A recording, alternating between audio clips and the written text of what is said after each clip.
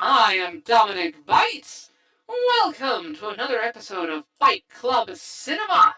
So today we were planning on more Chainsaw Man here. Joining me is Diesel. Let me unmute him real quick. Say hi to the people, Diesel. Yo, what's good? Okay, so we were planning originally to do Chainsaw Man, which we started yesterday. But then a little thing crossed my path. Little thing, you may have heard of it. It's this obscure independent game where it's like this small movie that's based on the game. I'm sure nobody's heard of it. I mean, no one knows what this is. It's called Five Nights at Freddy's. You've probably never even heard of it. I mean, it's just this small little niche horror game. I'm sure no one's actually covered it. It's not like Markiplier may help make it into one of the biggest horror games of all time or anything, right? Anyway, Yeah, no, for it's those not like there'd wondering, be any fiction or anything. yeah, I said not yeah. like there'd be any fan fiction, anything like that about it. Oh yeah, or fan art. Yeah. Anyway, I do. But for the record, no, I do not have the hots for any of the animatronics in there. I know Chica gets commonly slashed on there. I know, just no. Um, I don't think there are any. No, I don't think there are any of the animatronics I find particularly attractive. Oh wait, no. Well, okay, I'm not going to talk about that. Anyway, it's not Chica, that's for sure. I can definitely tell you, I'm not into Chica. There you go. I'll shoot that one down right away. Now, as for Dominic, your body looks kind of weird. Well, yes, it's Halloween. I'm dressed up for Halloween. I'm using the same avatar as yesterday. This is a mass-produced Bing AI model that I had generated. I put my brain into it. Everyone's got one. Everyone's got some AI ones. They're cheap, easy to make. They don't last very long, but they're good for a holiday fling or two. I've been cycling through them just for fun, so do enjoy. But yes, so today we are going to watch the Five Nights at Freddy's movie. Yeah, this is not like some cheap cam rip or anything like that. It's been acquired through perfectly legal means. I'll make that very clear for Twitch TOS purposes. Perfectly legal means. There will be as usual, I'll preface, there'll be no audio from this at all because, good lord, copyright. And I have a very heavy image filter, heavier than usual, because, oh boy, the copyright strikes that could come from this. But I'm pretty sure it'll be fine. We watched the Barbie movie with no problems, and the Barbie movie had even stronger copyright targeting on it than this one will. So, yeah, we should be okay. I'm using the same caveats on there. So, in the chat, hey, welcome to Suntendo Guy, new person. Thank you for the follow, man. You followed me while the intro's going, so let me replay that now. So, yay! You get your attention there while we're on stream. Cool. Hey, and we got Sniper and Shadow Cat in the chat as well. Awesome. Glad to see you. Now I filed this under the Five Nights at Freddy game category. Since watching the movie based on the game, that seemed appropriate. Normally I do talk shows and podcasts, but I'll make an exception in the case. As I said, this is kind of a surprise. I literally just found this very morning, and I went up to Diesel and was like, "Hey Diesel, wanna watch Five Nights at Freddy's?" And you were like, "Sure." So yeah, it's Yeah. nice to have people like just bring stuff on. Yeah, no, um, I'm cool with most things, so it should be fine. Now, so Diesel, why don't you go ahead? What is your familiarity with the Five Nights at Freddy's franchise? Mainly Markiplier and then occasionally listening to somebody review a game based off of the series or challenge runs in FNAF World, which I really want to play that game because it looks fun.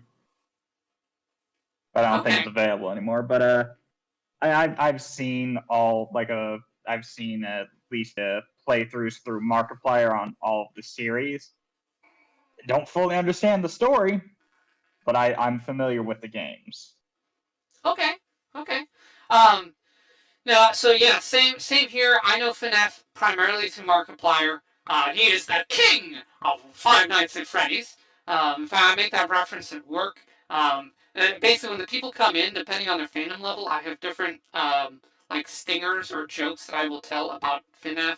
So, for example, When they come in, I'll say, "Oh, make sure to get one of our pizzas. It's direct from Fazbear's," and the and most people get that. I will also throw in something like, "Oh, Chica highly recommends our pizzas," or I will say, "Hey, order one of our pizzas. It'll keep Foxy behind the curtain." Most people get those. Those are references to the first game. Movies based on the first game. I try to keep that. If they look more fanish, I will say, order one of our pizzas and you'll feel like the king of Five Nights at Freddy's. See, that's more meta because it's a reference to Markiplier, not the game itself. But quite a few people get that. It's rather impressive.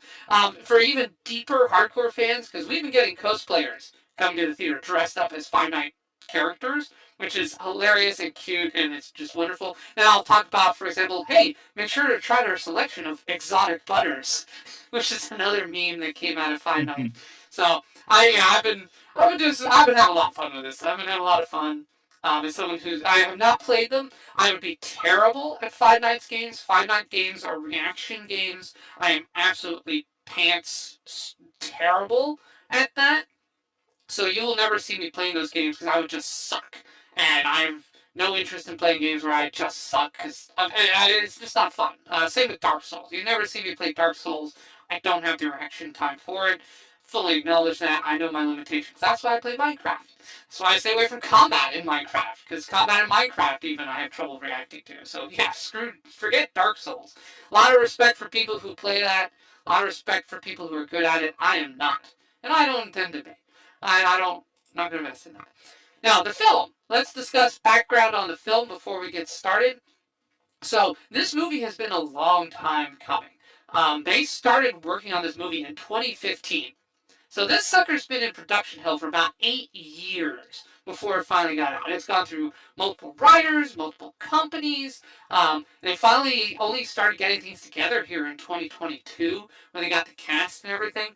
Now, Scott Cawthorn, the creator, to his credit, heavily involved in the movie. Which is, I usually take that as a good sign. It can usually go two ways. Either the creator knows nothing about movies and will screw everything up. We saw this with 50 Shades of Grey, where the author, she was very heavily involved in the movies, and the movies sucked. I mean, this doesn't help. The source material sucked too, but yeah, the writers sucked. And all the actors and directors even said she's a creepy, creepy person, and they wanted her to stay away from them. But in this case, Scott Cawthorn, by all accounts, is a very nice dude, very nice guy. He understands movies to an extent. So he was involved to keep the creative vision to try to keep this, for the fans. Now, I've heard mixed things about the film. Obviously, critics hate the movie, but who gives a damn what the critics say? Now, some people, like independent people, whose opinions I respect, they've said this movie is boring. So that's interesting. I don't know what I'm going to think about it based on that. But a lot of the fans I talked to, like the ones who have come out and seen it, are like, hey, yeah, they love it. So Cawthorn made this for the fans. The fans like it. That's a good thing. If you're making your fans happy, if you're making your customers happy, you're doing it right. Generally speaking, even if it's not the best film ever, if the fans are enjoying it, good job, good job. Pat on the head. Um, we live in a world where so many creators hate their own fans. It's stupid and I hate it. But for Cawthorn to stand by his fans and want to do right by him, good on him. Um, Now, performance-wise, this is a big hit. This is a huge hit. I think they've said that it has had with like 30. Yeah, let's see. 39.4 million on its very first day, plus Thursday previews. They've said that this apparently has already topped Mario Brothers by some metrics. It had a $20 million budget, and it's already made, in its one day alone, it made 40 million, 40, 50 million. So it's already doubled its money. So this thing is a success. It is a big success. Which, yeah, that's pretty awesome. Good on them. I mean, you spend 20 million and you double your money. I mean, when's the last time Disney released a movie that doubled its money? I think Guardians of the Galaxy. I think that was the last one where they actually made any money. Yeah, but fair enough. But their recent trend has just been rehashing old stuff. Yeah, So I think exactly. that's why it's not doing as good because the rehash isn't as good as the original.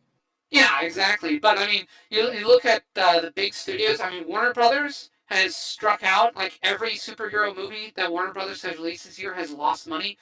Flash lost money. The Blue Beetle tanked. And with Marvel, it's the same deal. Guardians did well. Ant Man has lost money. The Marvels isn't even expected to make back its budget, let alone its marketing costs. It's only expected at, I think it's projected at 200 million right now, which is, my God, that is, wow, that's bad. Indiana Jones lost money. Little Mermaid lost money because that thing had budget plus marketing was like 700 million, and it did not make that much. Little Mermaid, they lost money on their Little Mermaid, which is that's yeah.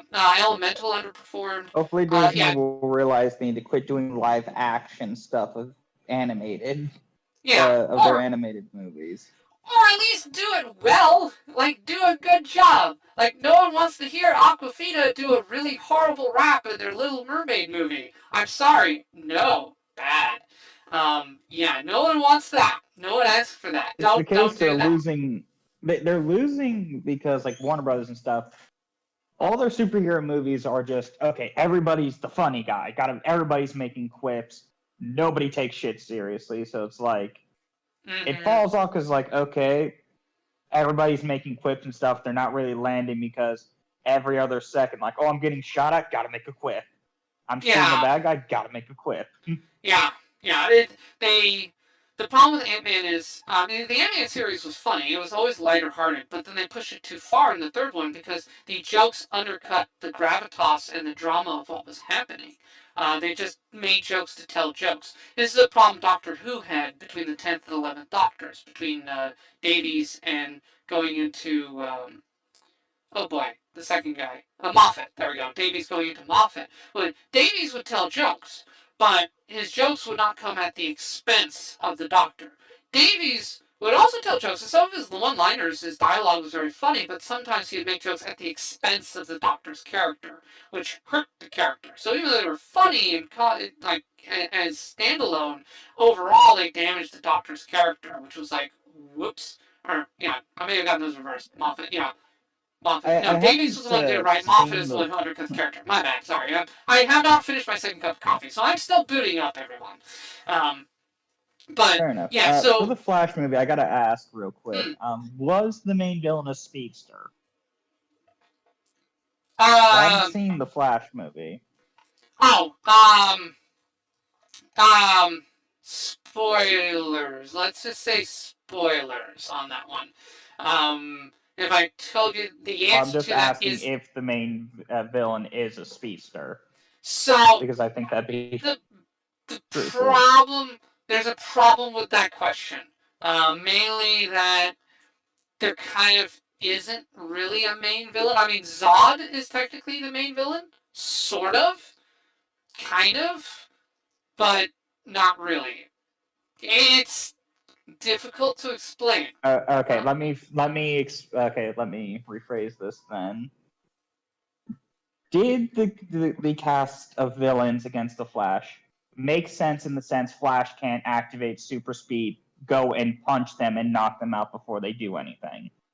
no, not in the slightest. The actual final battle that, oh my god, I can't figure out how to win is actually a fight that he should have been able to win very easily with super speed.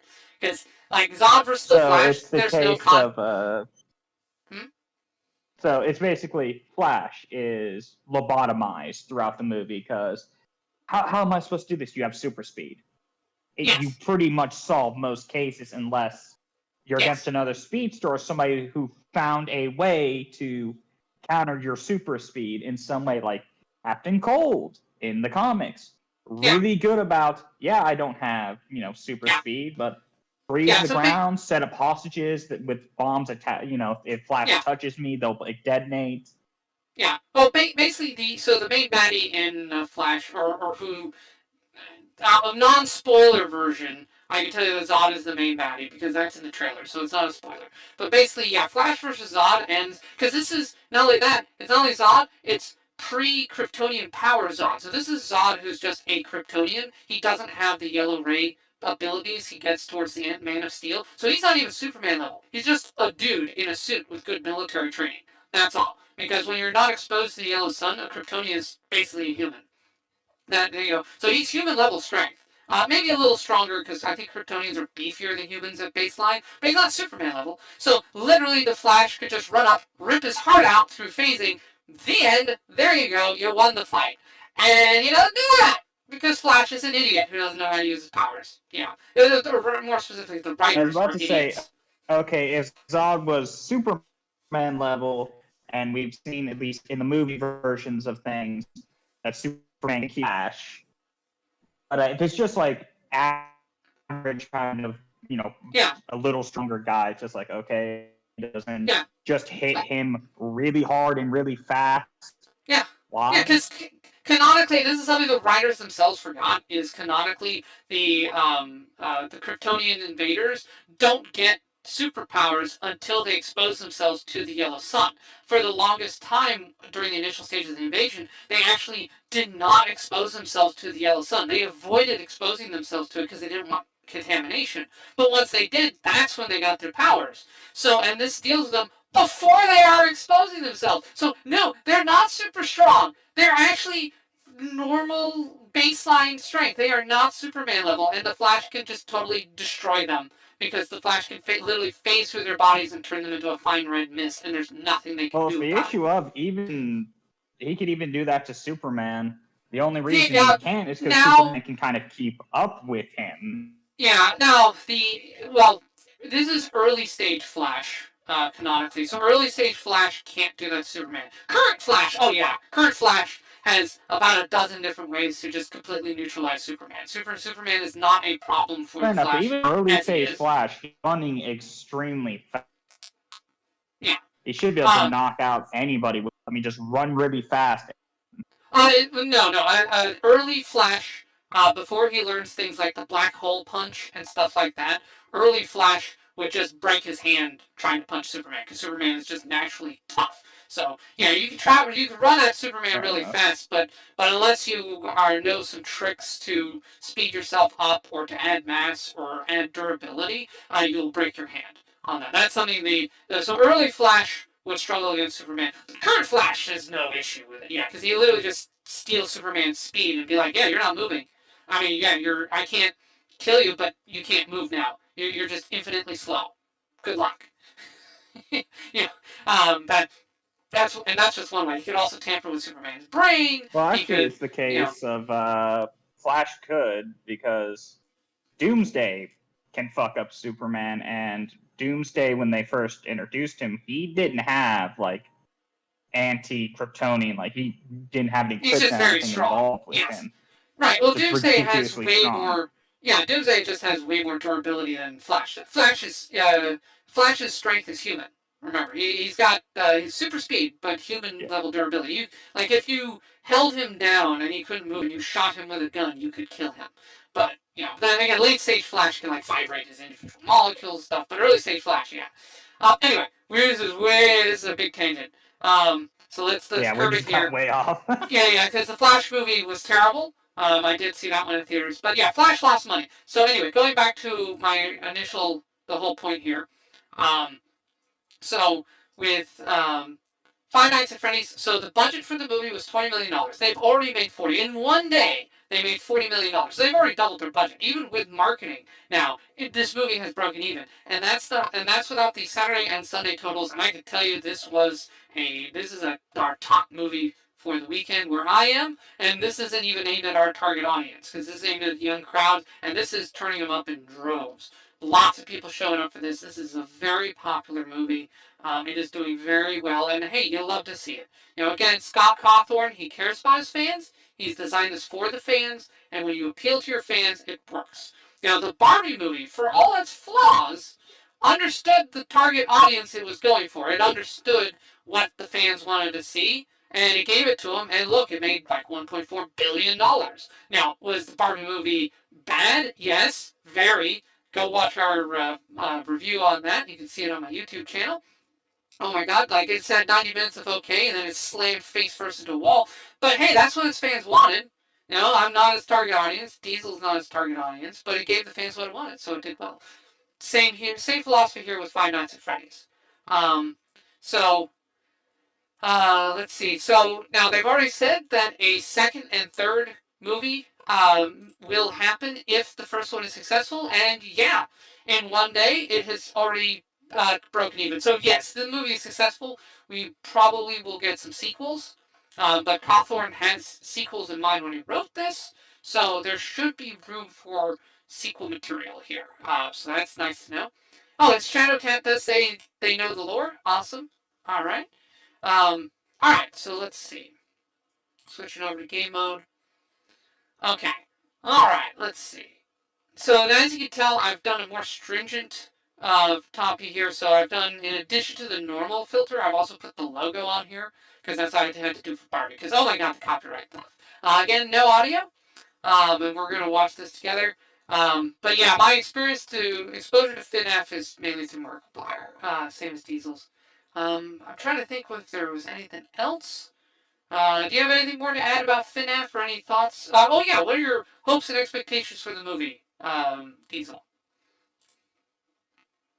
Um, Considering it's a horror movie, and considering how the games do, jump scare sort of thing, I'm really hoping they're able to pull the jump scare off right with being able to actually draw you to the scene. And I'm really hoping they do good about setting dread and stuff in, and instead of just relying on jump scare after jump scare. Yeah, So yeah, I'm hoping they do the horror good if this is supposed to be a horror movie. yeah. So it's a horror movie, so yeah, I hope they got some scares in here. I want some good atmosphere. I mean, Five Nights at Freddy is not a gore fest. It relies a lot on implied violence. The jump scares of the game imply the violence. Like you see the things jumping out on you, and you're left to imagine what the thing has just done to you. So the horror is in your mind. It relies on the old style horror of your own imagination is your worst enemy, which is a good way to do it, in my opinion. I prefer Yeah. that to just straight up gore. I mean, gore is good for special effects, but it's not really scary. Atmosphere though. Atmosphere is the key. Can they nail the creepiness, the off-putting, the uncanny valley of the animatronics? Will they creep you out as they move and shuffle and things like that? Can this really tap into the disturbing implications of the lore behind FNAF? Like Shadowcat, I am familiar with the lore. I don't watch a lot of MatPat in the game theory stuff, so I'm not super well versed on that. But I'm aware there's a lot to it. There's a lot of like stuff in the novels and things like that. But yeah, atmosphere, atmosphere, atmosphere. That's how this can really nail a horror vibe. Tension. Is there tension in the scenes? I really hope they don't fall into some of the stupid horror tropes lately, and that they can actually do like real proper tension. That'd be nice. Okay, all right. Well, that's it for me. Let's go ahead and get this started.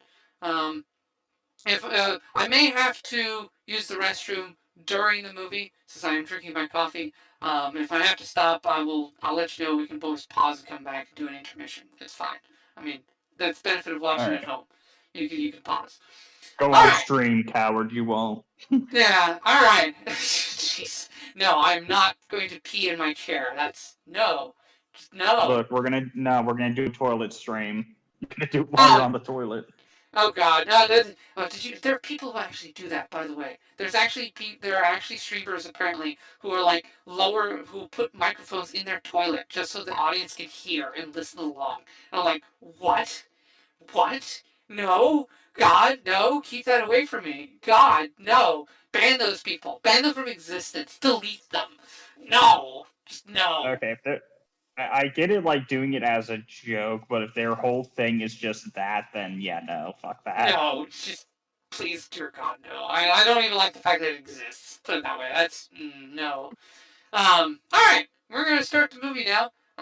We've given time for people to shuffle in here and watch this along with us. Let's see what this has. All right. Three, two, one, go. And just so people know, so as this is playing, I do have subtitles are on, so you should actually be able to follow along on the dialogue stuff, despite there being no audio. Oh yeah, it would help if it was unmuted on my end. Haha. Yeah, it would be nice if I could also hear the movie. Thank you. Yes. I had to mute it yesterday because of audio issues. I managed to fix the audio issues that plagued yesterday's stream, just so everyone knows. I'm now able to hear Diesel while having my desktop audio on without copyright issues. Yeah, so this is Universal and Blumhouse. Okay. Yeah, Warner Brothers did well because they distributed the Barbie movie. That's been their big success.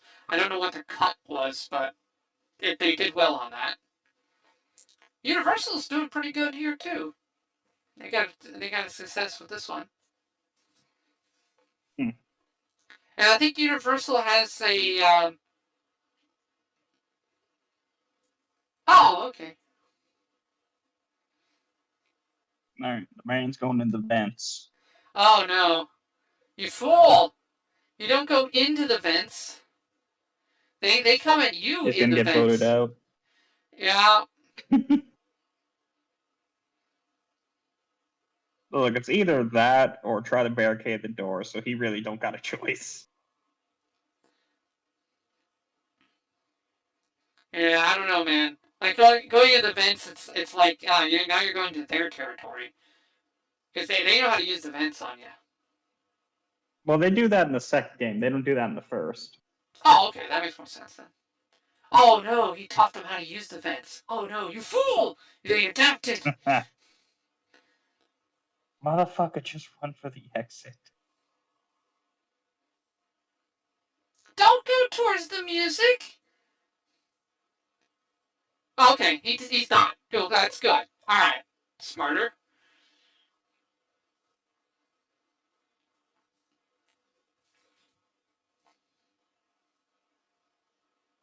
Did you forget your keys? Or You're a forget that security that's guard. locked because you're the guard there. Yeah. You don't have the keys for the door? Oh man. All right, look. If you're gonna escape, you need to like prep. Keys are important. Oh god. So this is what happens to the guard who leaves the audio tapes. Oh, okay. So we're kind of seeing what occurred.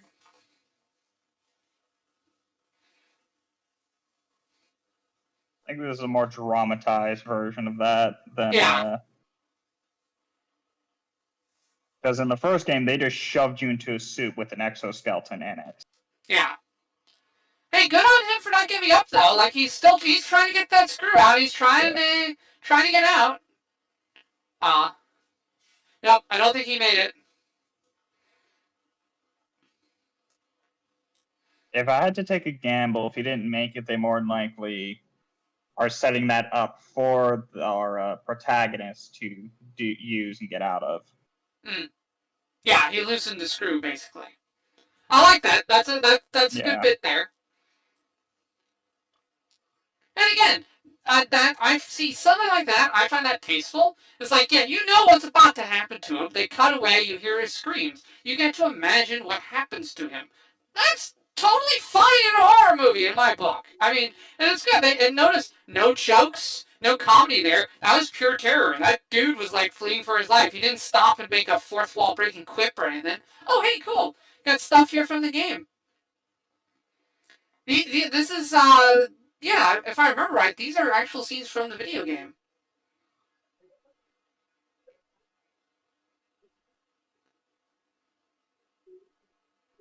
Yeah, you see him. And what they're doing is telling the story through, this. Yeah, because you have each of the kids there. They started with 5 kids, and he's luring each of them away. Yeah, I forgot which one this is from. Is this from the second or third game? I actually forgot. This is not from the. Second game's when they introduce Purple Guy. Yeah, so this is the second Third game story. is when Springtrap comes in and they introduce, Spring Bonnie. I think that's what they refer to that suit as. Yeah. Yeah, and he's the one in Spring Bonnie because he possesses that suit. Yeah. Yeah. Okay. Neat. Okay. So they are combining stuff from there. So yeah, they use the intro sequence well to basically tell you exactly what happened. Now, for a new person, they don't know what they just saw, but for those of us who know some of the lore, oh, hey, good job, movie. Storytelling. Yeah, no, I can easily explain it because the reason they're showing this in the first game is because remember, in the first game, the suits are possessed. Yep. And that's why Yeah, they're exactly. able to do all that shit because of what Purple Guy did. Yeah, exactly. Yeah, and no, I like the fact that they're taking elements from the later games to boost the movie and create an explanation for what is going on. I like that they're doing that, and again, also repeat watching value, because now if you're a new person, if you're a layman, you don't realize what you just saw. You need to go back and watch it.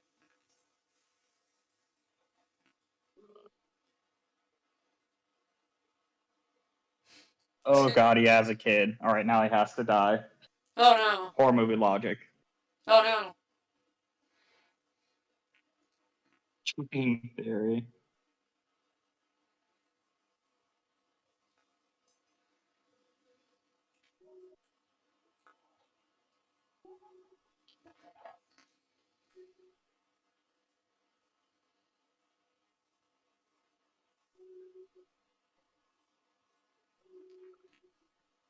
Active participant in dream theory. That's interesting.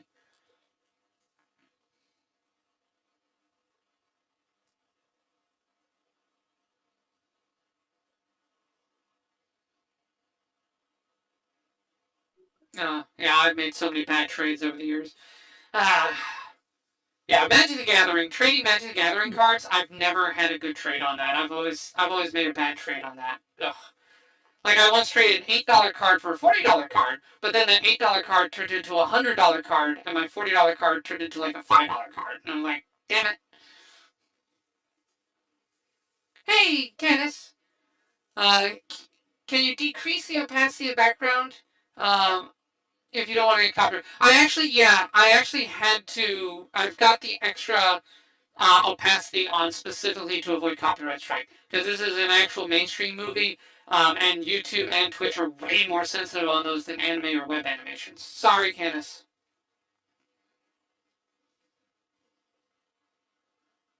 I'm guessing that dude's gonna be that kid's actual dad. Oops.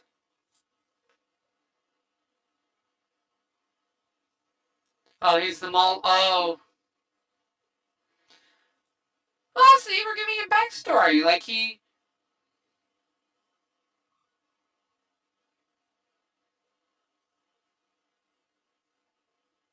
career counselor. All right, not bad. So he was mall security before he got hired.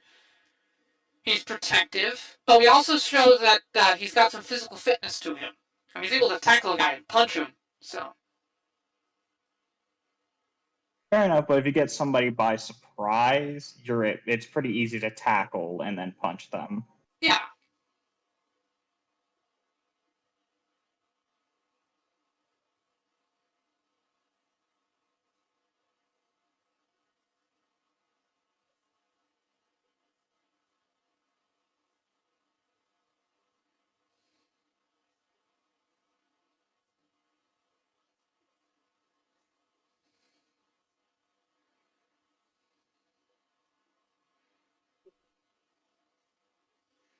Huh. I like it. Okay. Personality.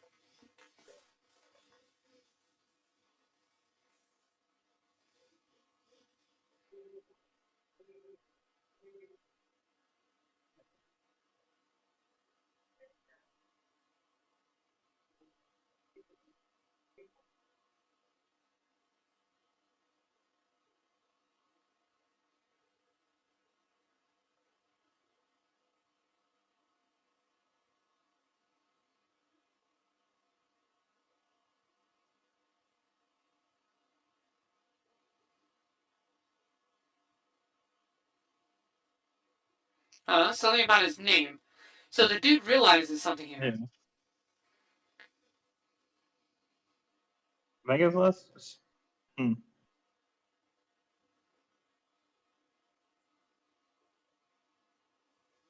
Wait, is this when the career counselor is like, oh, your last name, you're related to somebody, I'm going to send you to death? maybe he had the last name that Fazbear was looking for.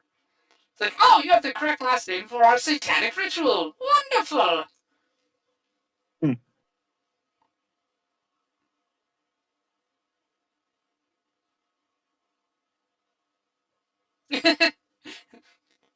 Fear and surprise is our two weapons.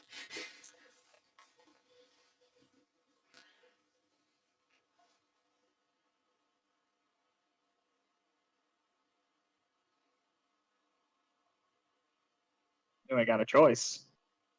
Look, you either do nights or you don't have a job. You gotta do what you gotta do. I don't see why the dude thinks he has like a choice. I can't really do nights. You assaulted somebody. yeah, You're yeah. I gonna have mean, a you harder did. time getting anything else.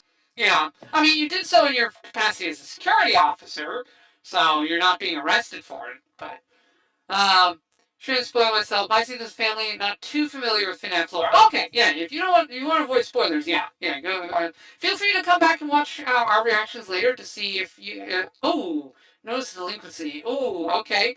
Gonna lose the house. I like this. They're setting up the desperation. Desperation is a good motivation. Yeah.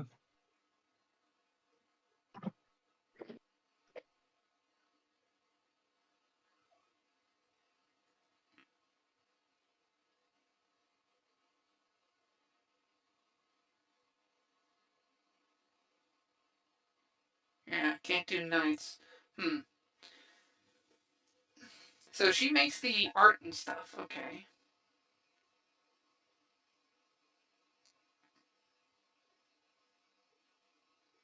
All right.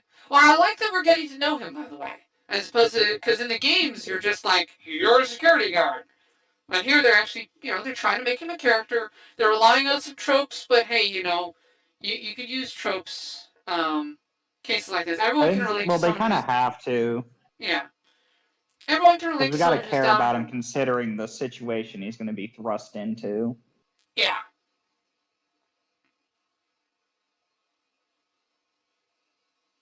Okay, so the daughter clearly has some mental health issues, I think.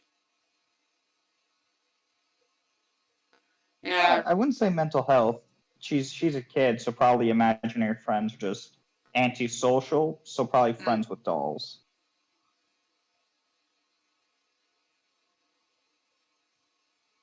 See, that's a good way to phrase it. Hey, if you don't eat your dinner, you won't be able to ride things.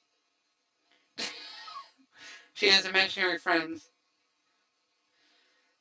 Now the question is, are her imaginary friends imaginary, or is she seeing ghosts? Is this one of those she sees dead people? Because that'd be funny. Hmm. Yeah, we said okay. He takes prescription. I guess those are okay. They've introduced the tape player. That's from the. That is also in the game. That's how you learn to be the security guard. So that's neat. But no, yeah, like we can all relate to a character who's down on his luck, desperate for work. He makes mistakes. He doesn't get along well with authority. Like those are very relatable traits. They're also in line for what little of his character we saw in the first game. Because I mean, he's not. The first game doesn't have a lot of character. The only character is the previous security guard who gets, who dies in the course of it. So the fact that they're making a character of the person we played, that's nice.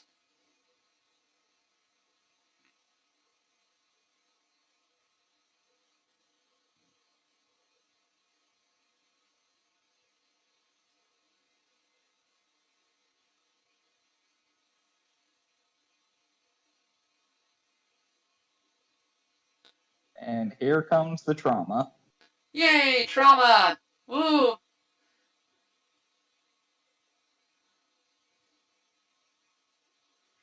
Trauma, chameleon.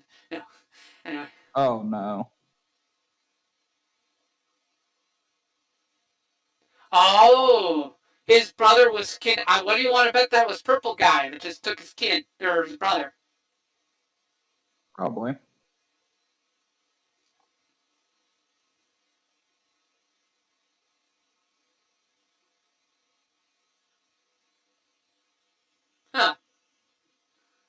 Okay, guilt over missing. That explains why he would start punching a guy he thinks is kidnapping a kid. There you go. That makes total sense. Yeah. Yeah, no, that explains that now. Yeah. I get it. And it's also why he wanted to be a security guard to protect kids. Yeah. Due the guilt of losing his brother. All right. Great motivation. Again, very understandable.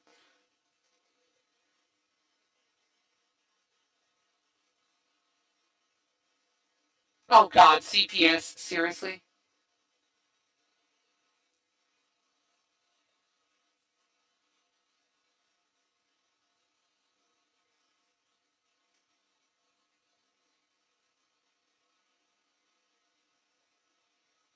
Is You that are. the wife? There. Like who is that? CPS or the ex-wife? Because Her man, name's she's a Jen, Karen. so it's either. I think it's probably. That's that lawyer. Okay, the lawyer's Yeah, funny. it's the See, ex-wife. all right, all right. I like the lawyer. See, the lawyer bit. See, that's funny. The lawyer thing. That's funny without being like an outright joke. That was good. That was good.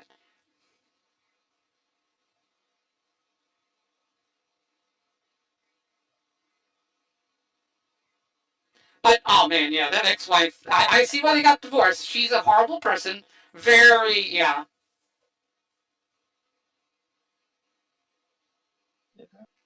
Yeah, she thinks of her own daughter as just, oh, she's mentally ill. She's gonna just drug that child into comatose. God.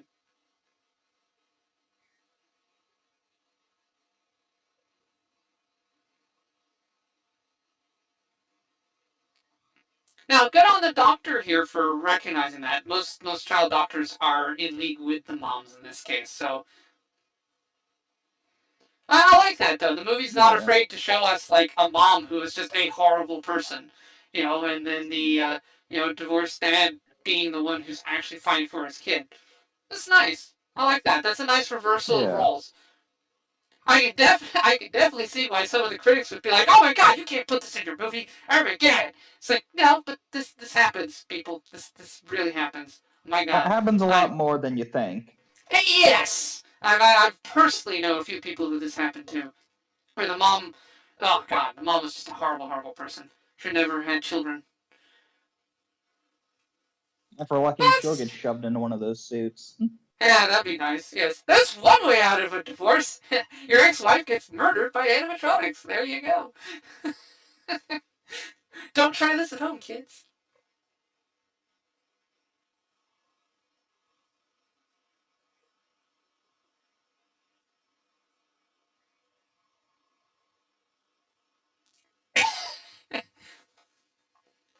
Oh no! Wait, what? What if that guy? Nah, I mean that was either Purple Man, but imagine if that guy is the one who kidnapped the brother. I don't know, maybe. Or maybe the brother's kidnapping was like famous, so the name was in the news, and so this guy recognizes like, oh, you're the guy who had the brother kidnapped. Oh, yeah, everyone was like looking for your Uh, brother. well, the issue with that is they seem like they know each other, and like they've worked with each other before. Yeah, Potentially, I don't know. It's this weird. counselor, this counselor. Ah, man.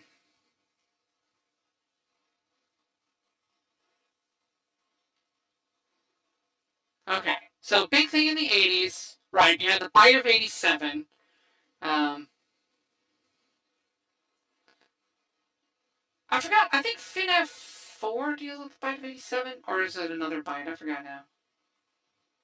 Drunks and Vagrants. Okay.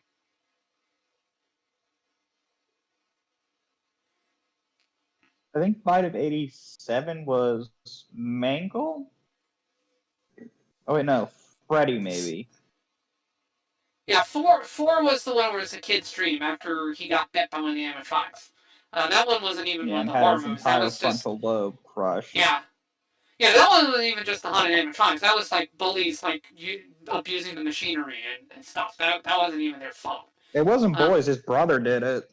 mm, The one in the Foxy mask was his brother, because ah, in the game he scares the little kid in his own house. So it's mm, assumed that he's the brother. prank went wrong and he got his little brother like killed or basically lobotomized. Basically, yeah. And then you're playing through the kid fighting through the comatose state. Yeah,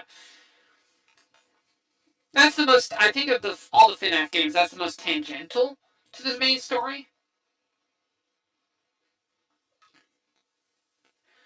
I like again. Now another thing I think is cool.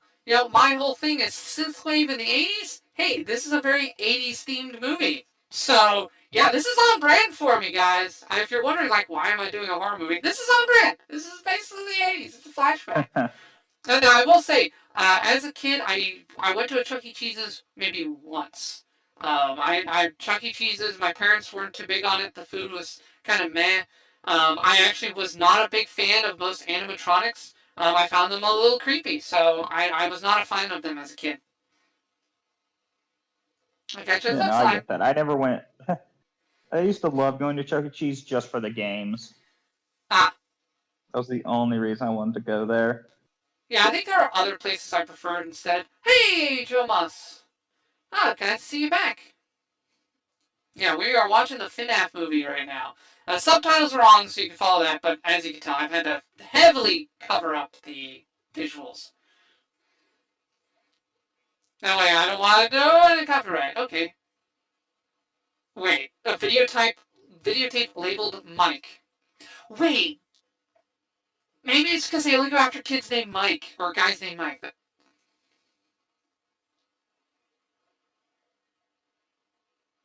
Huh, interesting. Okay, so they changed this to a videotape instead of an audio tape. Makes sense. I mean, it's a movie, so alright. I don't know.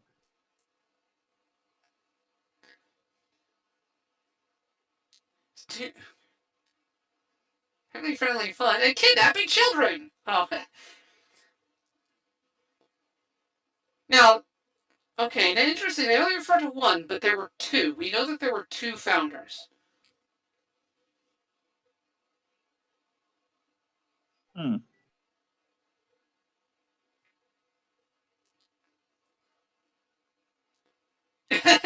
Oh, that's cool. I And the like tape that. gets distorted. I like that. Nice, nice little horror touch right there. And by the way, I'm noticing a general lack of quips and stuff like that. Again, he's no Paul Rudd. He's not doing an Ant-Man of like, oh, I'm down on my luck, blah blah blah. No, like they're doing a good job building some atmosphere here. Like there is some creepy, off-putting stuff. The lawyer being a little out of it. The career counselors clearly having ulterior motives. Um, the environment here. And there's BB. That was good. That was good. I like that. I didn't see that coming. That was good. No, I'm Now, I digging do this. wonder why the security tape referred to being the guard as or protecting the animatronics as a sacred duty. Yeah, I caught that too. Yeah, yeah. Oh, because the religiosity of implanting the ghosts was clearly already starting to bleed through at that point. So, okay. Because there were It's either some that like or the magic. animatronics have influence over that tape, then, Could be, could be. considering what they just did. Yeah, I believe there was some kind of like magic ritual or something that he used to actually put them in there. Like I think there was some Oh kind of no, ritualistic it thing. wasn't a magic ritual. So the reason why that the spirits haunt it is because he stuffed their bodies into the animatronics to hide them. Right, but there was something going on that caused them to possess the bodies. It wasn't just It's um remember they were brutally murdered, so it's a yeah. case of they wanted revenge. Okay. What better way to get revenge than to possess an animatronic and get your captor? Yeah, I I just think it was noticed. a case of how ghosts, if they're violent, like if people are violently murdered, they can be kind of trapped Right. in whatever place, and because their bodies are stuffed into suits, therefore their spirits are trapped in the suits. I see. I see. But yeah, I wonder. I've noticed some of the iconography on there is kind of religious. The way they hold up the animatronics, there's some religious symbolism in the glasswork on there. Just wanted to point that out. Very clever on Hawthorne's part, Oh design yeah. wise. Because we actually in the games we usually don't get to walk around the pizzeria. So I like that they are adding this. I mean, it makes sense. If you're a I'll security guard, also you're give gonna them make the credit. rounds. Those designs look really slick and really like Yeah, the ones in the game. yeah, yeah. Good job. Very spot on. Again, only a $20 million budget, and they're doing a really good job recreating aspects of the game. Very detailed. They clearly put a lot of stock there into the practical side too. I'm not seeing a ton of CG since CG is expensive. So good.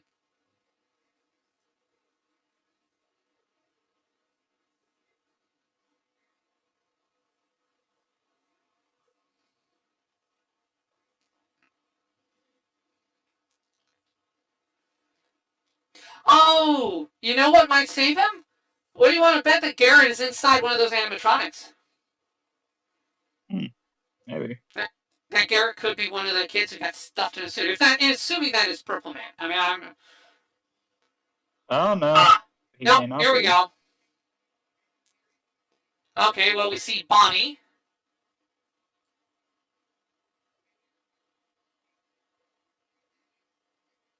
Wait, there are 5 kids, but there are only 4 animatronics. Well, we see Bonnie and Chica there. Chica's obviously wearing yellow. Bonnie has the elephant ears. Oh, Golden Remember Freddy. That's who the Golden black Freddy? kid Yeah, I was is. about to say. Yeah, there's also Golden Freddy in there too. Which one is Golden Freddy though? Is the question. That might be his brother. Yeah, because Golden Freddy is works as kind of as your ally to an extent, if I remember right. Yeah, he's kind of his own thing. Yeah. Oh, Casio watch. Yeah. Now, I had a Casio calculator watch. That was my thing. But yeah, Casio was the bomb way back in the day. When I was a kid, a calculator watch was peak technology. You keep your smartphone. I'll take a calculator watch. Didn't spy on you, didn't listen to you, didn't give away your location, just did one thing. It gave you answers to your math test. Dynamo. Well, so what you know it didn't.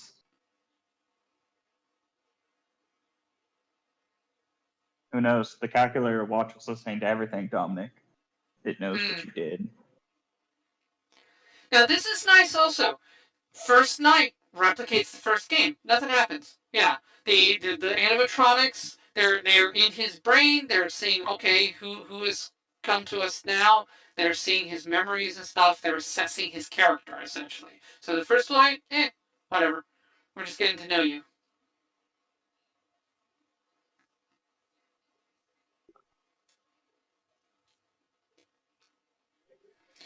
So I like the use of dreams though. Dreams are a very visual medium.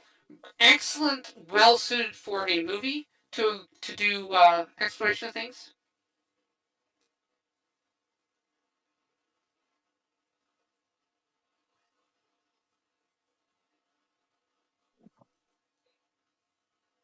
Oh god. Oh god, that's one of the film theory guys. I just realized. God damn. God damn it. They actually included one of the game theory people. I'm surprised they didn't put MatPat in there.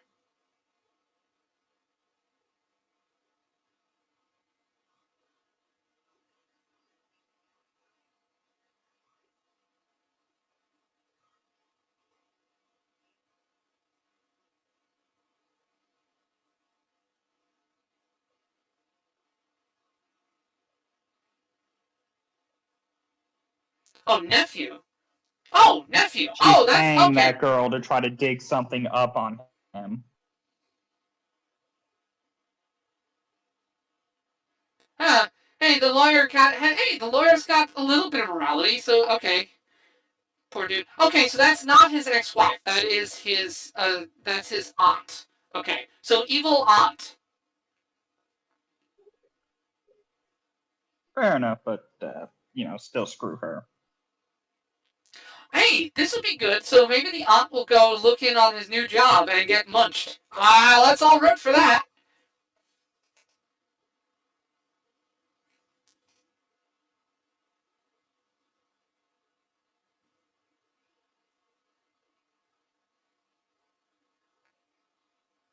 Oh, yes, sure. Go in and antagonize the murderous animatronics. That great idea. Just great idea. I actually hope the lawyer comes out okay. He's bullied, but he seems to want to do the right thing. He's just too. He's a little too weak for his own good. But he realizes what the right thing is. He feels bad. I hope he has a change of heart. Poor dude.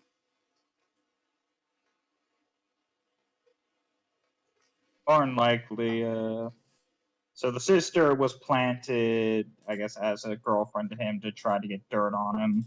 Yeah, the babysitter. Whoops. Whoa.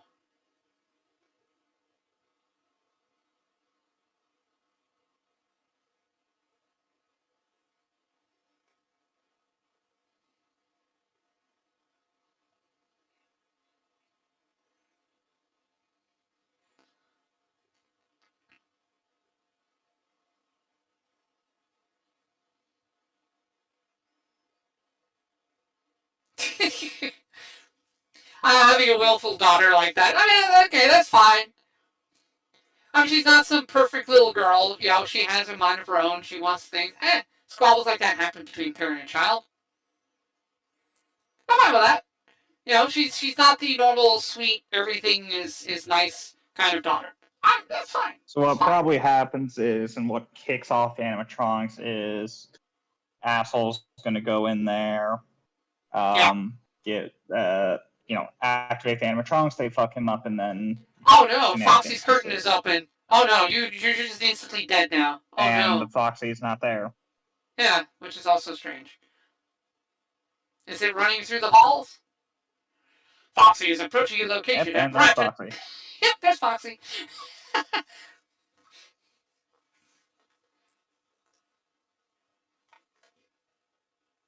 Really, bro? Your last.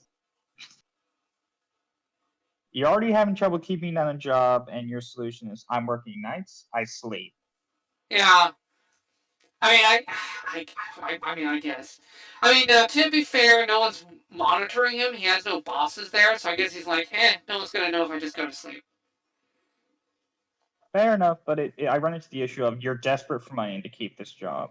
Yeah. I agree on that as well. We have clearly seen, though, he makes poor life decisions, so this is yet another one, and yeah.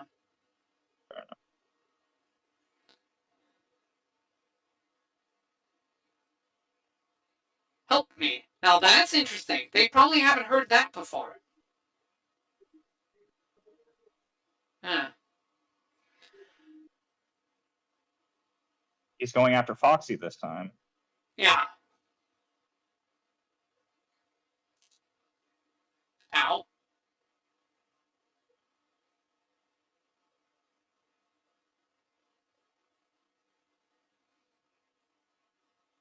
Hey, nice. Little flickering effect. And again, one thing I'm liking about this movie so far, a terrible thing. Oh, nice. Okay. It's me. I saw that. Nice. Oh no, you turned off the power. You fool. Okay, alright, we'll reboot. You had to restart it. Okay. One trend in a lot of horror movies these days is to kind of lean into the schlock. It's like, we're genre aware. We know that we're full of it. Everyone laugh. This movie's not doing any of that. This movie is like, this is a horror movie. Straight, pure and simple. Horror movie. And yeah, I'm digging this.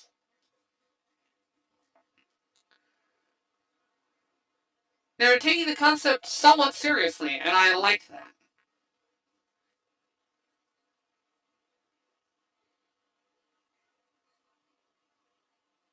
That what? What? She's That's the first. That's from security. okay. That's from Security Breach. That's from the new game. That's Vanny. Oh boy. The hell? What's a character from the new game doing in the first? Okay. All right. Sure. They're setting the ground for Security Breach. Yeah. All right. That is. Assuming she doesn't just straight up die, they are actually laying the groundwork for Vanny. I think it is Vanessa and Vanny are two separate entities. Well, not like entities, but they're different people. Because remember, in one of the endings, Vanessa doesn't realize what's going on until it's too late. Right, Vanessa becomes possessed. That's what creates Vanny. Yeah. But it's the same body. It's the same character. Yeah, it's the same. Yes, I think they're setting up for later. Yeah, that's what I mean. Having her be introduced to this place. That's sequel bait. They're putting sequel bait like literally right here with this. This is not a wasted cameo. Unless that character just dies off. Unless that character is meant to be killed. I don't. I mean, Cosmor's setting up sequels, so alright, I mean, maybe, we'll see. I mean, unless it's an Easter egg. It could just be, hey, we're gonna name her Vanessa, haha, very brief reference, alright, she's dead. But, also, Cawthorn does have some morality to him. I don't think she would introduce a good cop and then kill her off. Like, obviously the evil aunt and the two minions are gonna die, most likely. That's gonna give us our kills, but... Well, it's the case of you do want to introduce characters people like that way. Mm-hmm. They'll be more drawn in to them being in dire situations, and then killing them off can cause a emotional beat. Yeah. But also, so I like it isn't terrible because you don't want to fill the movie with, oh, okay, these characters are dislikable. They're obviously going to die. Yeah. That's typical tropes. Right now, we've got 3 dislikable characters who are probably going to die. It's just now these 2, you want them to live, but we'll see. There is some tension. Yeah. And she's giving important backstory here. You guys never last. Yeah. We saw what happened in the last one.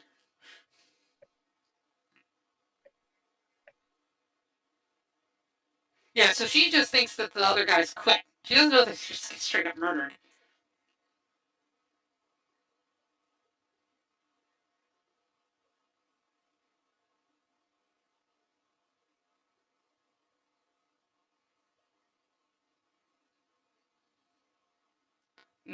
Okay, now this is nice. It gives she's a vehicle to deliver exposition through natural conversation. The dialogue here is not too bad. Oh, so Foxy does the is also part. Okay, yeah. So we have the 4. I love the fact, by the way, that these are real and not CG. I absolutely love that. That is 100% the right call to make these things real. No, absolutely not.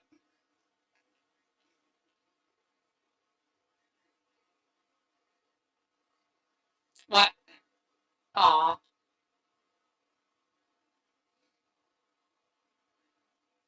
Aw.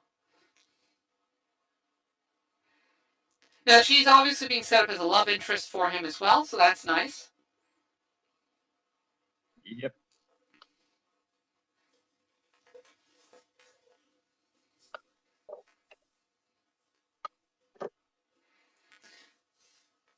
Man, okay. I'm just... Sorry, I'm still just getting over the fact that, wait, they're introducing a character from the most recent game in this one.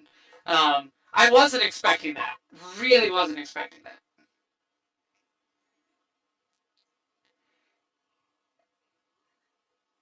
It's interesting here also that they've got like all the prizes and stuff are still left there. Like the owner never cleared the place out. Well, it said the reason they want to, because remember, it said this owner's sentimental. It's not operational. Right. Yeah, you'd think the owner would do more to store it. I mean, he even left the chairs, all the arcade games, everything. Yeah. I mean, it does, from a logistical standpoint, doesn't make a lot of sense, but I guess you just, they're replicating the scenes from the game, so it's okay. You just have to left up to, the owner is irrational, he's irrationally emotional, he just wanted to preserve it as like a museum and not change anything. So that's just what we have to go with. So we have to assume the owner is,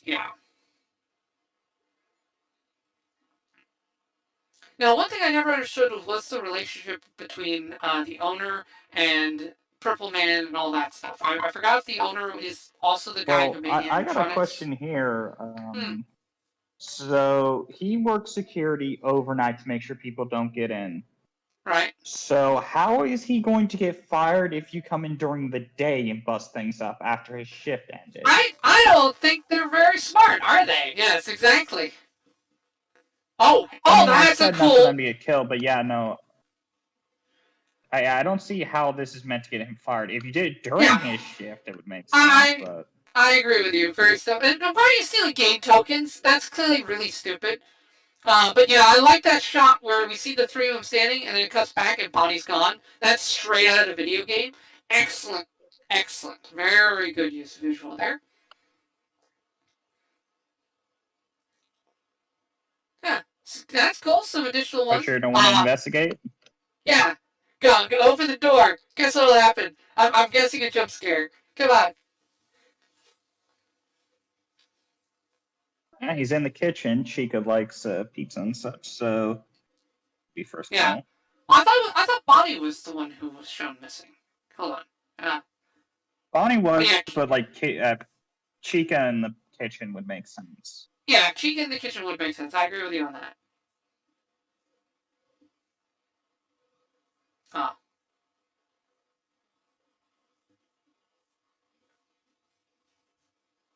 Oh. Oh, Huh. Hey, Mr. Cupcake. All right. Well, that works.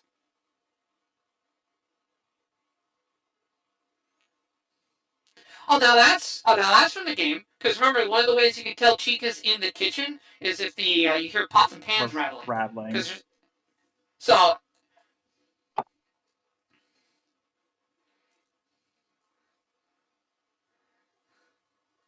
okay, right, okay. The jump scare could have been done a little better there. They could have they a little quick, a little quick. Right. Oh, All right. Hi. I like that. That wasn't too bad. I would have improved it a little bit, but that was not bad. I'd be scared. See one of those things. Yeah.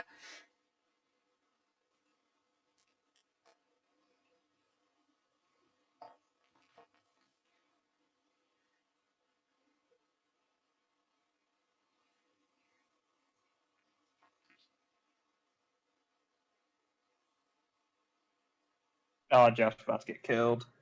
Ah. Oh no, Hank is. Yeah. Oh, there's And Bonnie. there's Bonnie. Hi.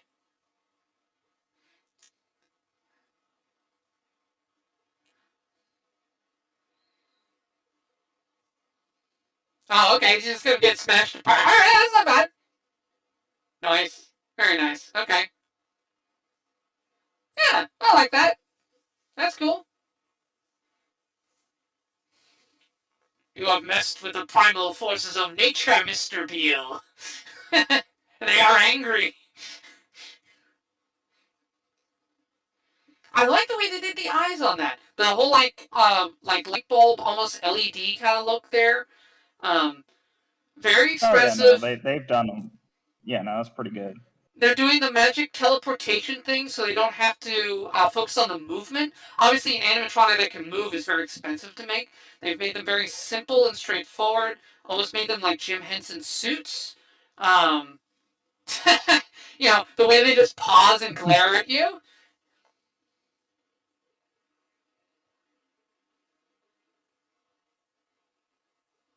Putting them in the vent. There we go. Yeah, no, they're using cuts very effectively. Yes. Again, limited budget, only $20 million, which is peanuts in today's movie making. But hey, smart enough to block the vent. Okay, I'll give this guy credit for that. But no, I mean, you point out the stupidity of what they're doing. They're messing it up during the day, which is not what he's hired to protect. So, again, these aren't the brightest of Yeah, bulbs. no. So, I can, I can infer, establish they're kind of dumb. So, Oh, they used the cupcake so he wouldn't be blocking the door. nice. So, are we gonna get the Freddy Please tell me they're Fazbear gonna do music? Foxy running at him. Yeah, Foxy or Freddy. Maybe. I wonder if we'll get the Freddy music here.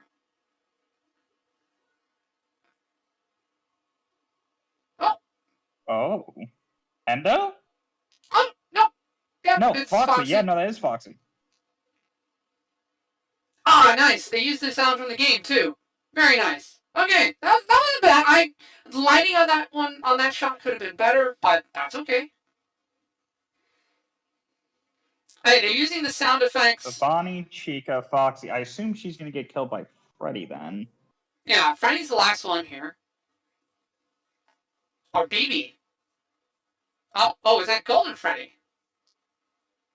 Yeah. Okay, so he has to be Golden Freddy. If he's doing this, that's got to be Golden Freddy. All right.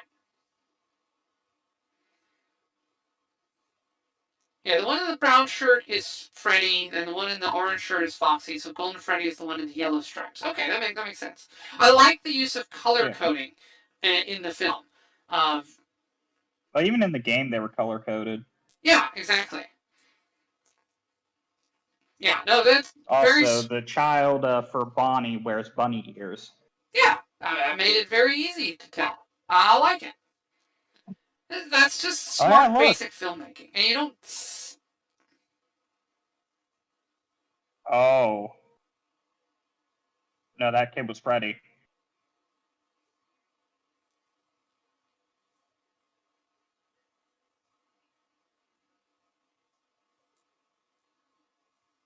Why is okay, it? Never mind. I think that kid may have been Freddy. Okay. If that's the. I thought the brown shirt was Freddy, but okay. Oh no! Hey, put your mouth in my. Put your head in my mouth. Oh, that's neat. They have a double mouth. So they got the mouth of the mask, and they have the mouth. One for. Yeah. Oh, that's cool. I like that. That again, that's a cool. Oh, nice. Okay, I like that. That was good. Okay, that was the best kill. Out of all those, that was really well done. Hey, good job, movie. You're nailing the atmosphere here. Nice. Yeah.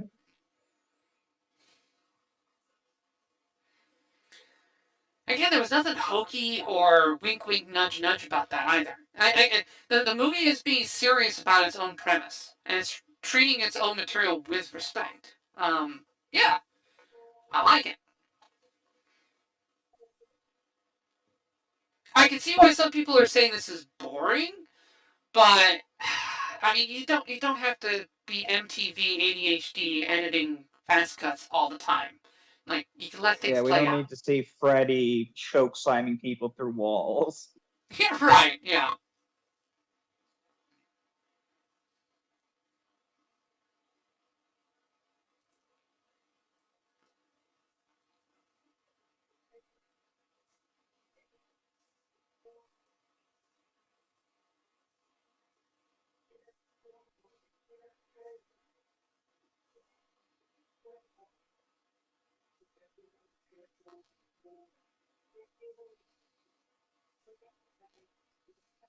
Okay, so confirmation that's not the ex-wife, that's an aunt. All right. Yeah. Okay. So, well, that's the aunt. What happened to his parents? I mean, so Garrett got kidnapped. I guess we're left to conclude that broke apart his family. Like, the parents were clearly devastated by the loss of his younger brother, but.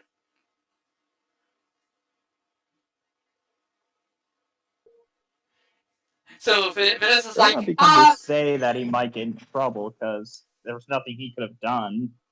He can lock the place up doesn't mean it's going to stop people from breaking in. You're right. Now the question is, are the murders? And it's like, do you know anything about these people who were like murdered in the place? Because one of these is your babysitter. So, I mean, there would be questions on that. Why was your babysitter murdered in your place of work?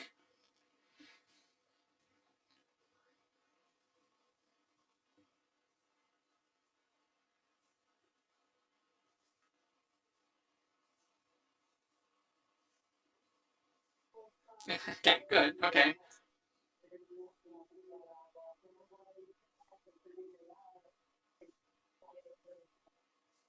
Oh, okay. Like, they fucking.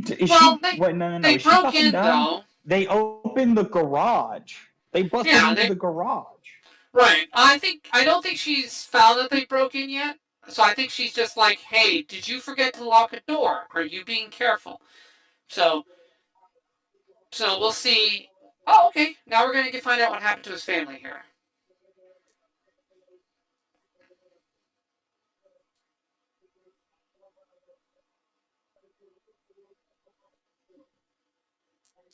Now I wonder, was Purple Man taking? Because I remember there's a sequence in one of the games where you play Purple Man like bringing a kid back or something like that. Like kidnapping him out in the wild.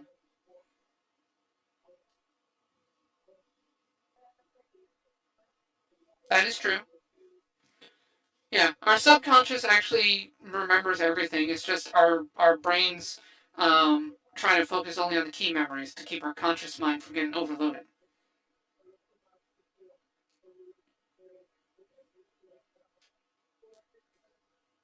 License plate? I mean, you did see the back of the car, but I guess maybe there was no license plate on it or something.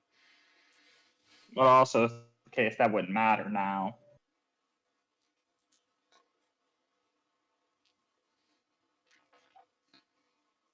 He needs to. Yeah, it is the case. He needs to see the guy's face so he knows who to look for. Because license plates doesn't mean anything. Dude could have switched cars. Yeah, something like that. Yeah. I like how It's also Vanessa the says, case "I that he know." was young. Yeah. He was also 12 when it happened. So more than likely, Right. his brother is dead. Oh yeah. Almost certainly, yeah. But I like how Vanessa here says, "I know what crazy looks like." It's like, well, do you, Vanny? Do you now? All right. That's. Oh my god. All right.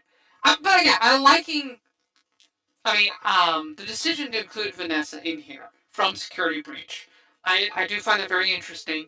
This is kind of a meeting of the most recent FNAF property with the very first one. I like that. Oh, okay. So Garen isn't his kid. That's his sister.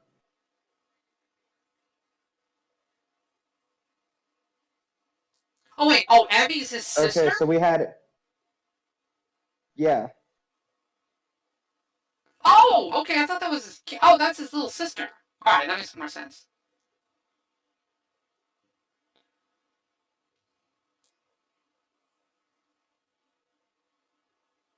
That Wait, so the also parent explains why the aunt's trying. Okay, so so wait, that so the explains. parents are dead, is that what he's saying?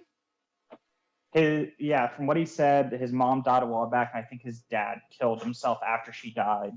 Oh, okay. Yeah, I missed that. Okay. Alright, yeah, so yeah, losing Garrett tore the family apart. Okay. All right.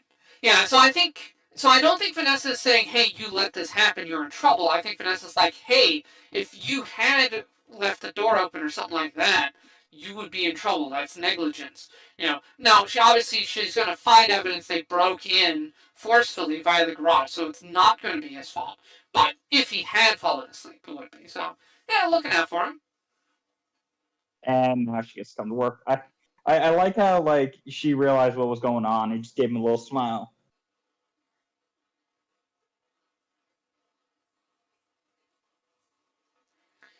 So the question now, so these earlier baddies broke in, smashed things up, but he hasn't done anything to offend the animatronics. So are they gonna come at him? Are they just gonna be pissed off in general, or or maybe they'll blame him for Not not sure, but it protecting the does seem place? like it did seem like the kid in his dream slashed him and actually did slash him in the real Yeah. world. Wow, she got a little fucking fortune set up for herself. Oh, that's cute.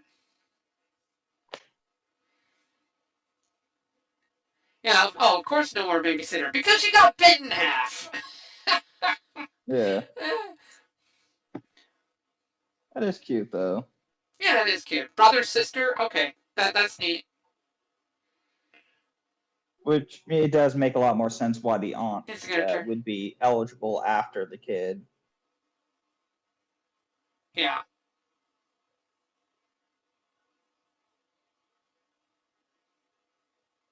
You What's think the that? animatron? Oh, the animatronic's probably cleaned up. Yeah, it looks. The BB jump scare.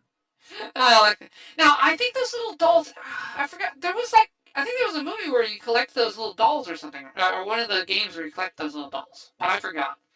Um, there's something about those dolls I think you have to do. But I know they had like the plus trap. hmm, Closest thing I could think to like one of the dolls kind of yeah, moving was a plus trap. yeah. Let me know. Let me know in the comments below. Was there one where you collect those little things? Or I think that's a reference to one of the games where like you have it on his desk or something like that. Um, Oh, help wanted. Help Wanted's where after completing like different things and stuff from some of the other games, you could get little figurines. Oh, okay, that's what it's a reference to. Neat. And you got the little Bonnie toy there too. Okay, that's cute. And immediately he's told no more sleeping and he goes to sleep. Whoa. dude, I I'm get starting to he's lose. A, trying to like do yeah, I'm getting a little annoyed by that because like yeah, okay, I get the sob story, you're trying to remember that, but you were legit told you just stop. don't be sleeping on the job. Yeah, And then and you you're have like, your okay, I'm gonna go to sleep now. yeah, and you have your sister with you, so it's actually even more important for you to stay on guard and like protect her because you've just been told that hey, people just broke into this place. So you should know that hey, there are people who want to break in. So why aren't you protecting your little sister from people who may actually break in and be a threat? I mean, the spooky animatronic stuff. No, you don't know about it, but you know that there might be people out to break in, and you don't want that. And it's Jeez. also the case of you want to stay awake because you need this job. Yeah, a random You need to homeless bum provide with a for your knife little might want. sister so you don't lose her. Right, exactly. So I'm losing a little sympathy for the main character. Okay. That's I agree with you now. I was fine with him sleeping before because I'm just like, okay, well, no one's watching him. But now he's specifically been warned. Danger has been established, and of course, at the very least, a homeless person with a knife. So yeah, so he should have been on guard there. But now a child is in here. Okay. Now children will activate the animatronics, right? But they want to protect children. I think was the general motive. Have a good one. So this should be Freddy. Oh, we put two and two together. Yeah, That's either Freddy or that's Golden Freddy, one of the two. it's one of those two. I Yeah. think because the blonde hair, he might be golden.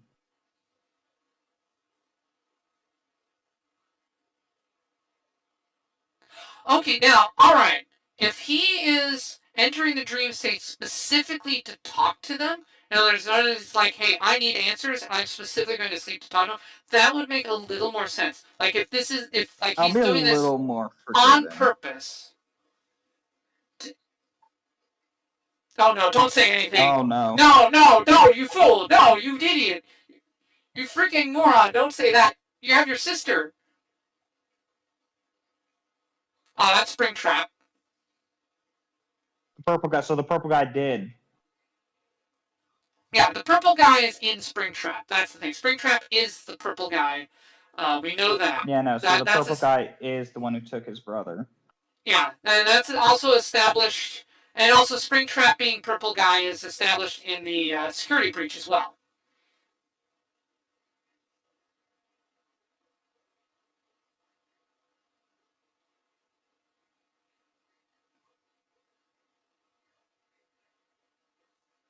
Oh, okay.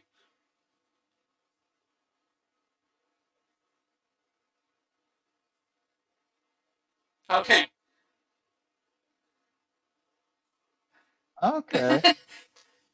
Yeah, okay, this makes sense. The animatronics are in fact programmed to protect children because they are kids themselves. That's why they So did it's what more they likely did. they meet hostility with hostility. Right. If you go in to trash the place, they're gonna hurt you. But so long as like you're not a threat. Right, and we've established she sees imaginary people, so she's probably picked up on their real natures.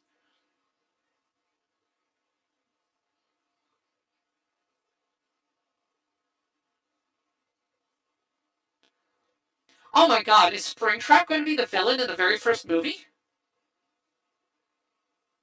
I mean, the purple guy is still alive, so. No. Purple guy's dead at this point. Purple guy is killed before Fazbear closes. He's put into the suit. Depending on how the continuity is in this. That's true. Maybe they changed the continuity. Who knows? Yeah. But Purple guy should, because what happened is Purple guy was confronted by the ghosts of his victims, i.e., these guys. He tried to hide by getting into a suit. It went off, and he got himself murdered. Well, he was confronted. Well, no. He was confronted after he disassembled each of them. After he destroyed them. Oh, okay.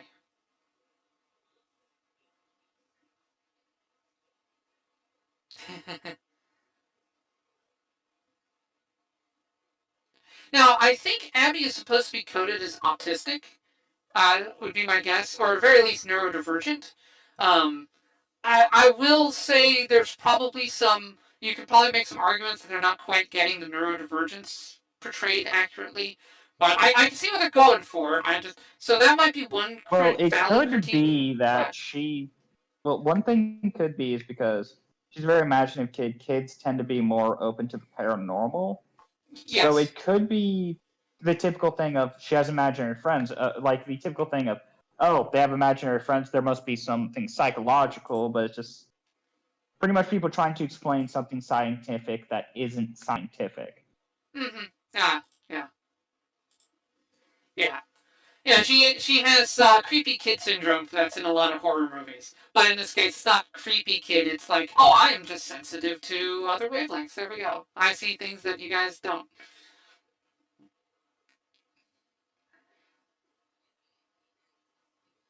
Oh my fucking god! The kid she has been friends with. The kid she's been sketching this artifact whole time was them. Oh, well, that's a nice tie-in. All right. So they've been talking to her. This literally the entire. Oh, okay, yeah, because Garrett. Yeah, Garrett's related to it. That's why. She's Garrett's little sister as well, by extension. So yeah.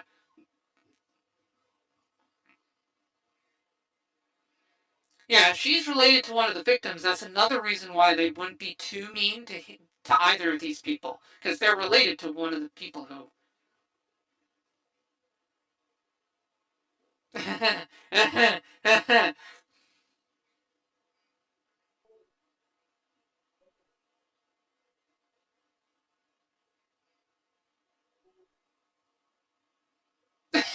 All right. She's just like, oh, there goes. I mean, duh.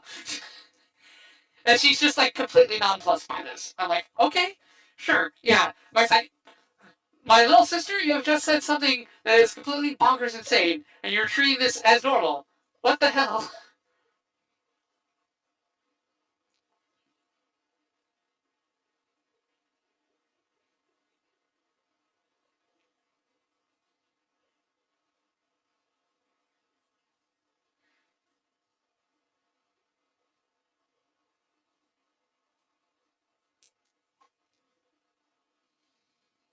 Okay, so now, the movie has a problem though at this point because we are, let's see, how far along in the movie are we? We are about halfway through, a little past the halfway mark, but we've now established that the animatronics aren't going to hurt Abby, and they're at this point not going to hunt the security guard either. So, who's going to be our antagonist? I mean, Springtrap. I mean, they're setting up Springtrap as the baddie here. Unless, as you said, Springtrap is still going to be a human, and then he's going to come in, and we're setting up the ending that we saw. Well, actually, what could happen, the animatronics may want Abby as a new friend, so they may try to force her into another suit. I can see that. Maybe that way they can play forever. Right.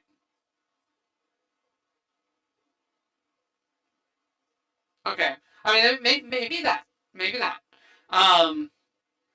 That's about the only twist I could see. It's either going to be Springtrap as the baddie because they have now introduced the Springtrap. We saw the kids sketching Springtrap, or they turn on him to try to get Abby as a permanent friend, which would be a strange characterization for them. But yeah, I'm just wondering what the movie's going to do with antagonists now because they've essentially neutralized who people would expect to be the main antagonist. They've made sympathetic now, which is fine given the lore. It's just I wasn't expecting that. I really wasn't. What if Vanessa Oh God, no. is what causes something? We love the yellow rabbit. Oh right, the yellow rabbit was the yellow rabbit was Purple Man. Right, and it becomes a purple rabbit because Purple Man. Because I think it gets because yellow and red make purple, I think, or something. Or I probably no. I'm trying to Yellow red hold up. orange. I am curious. Why was Vanessa hearing kids screaming If I while had, looking at the yellow rabbit? I'm wondering if Vanessa was also related to one of the victims. I'm wondering. There's clearly got a backstory here with Vanessa going on. So, Yes. oh God, is Vanessa the baddie? That would be a hell of a twist. Okay, so Vanessa also knew about them being alive. That is also okay. Yeah, cause oh boy.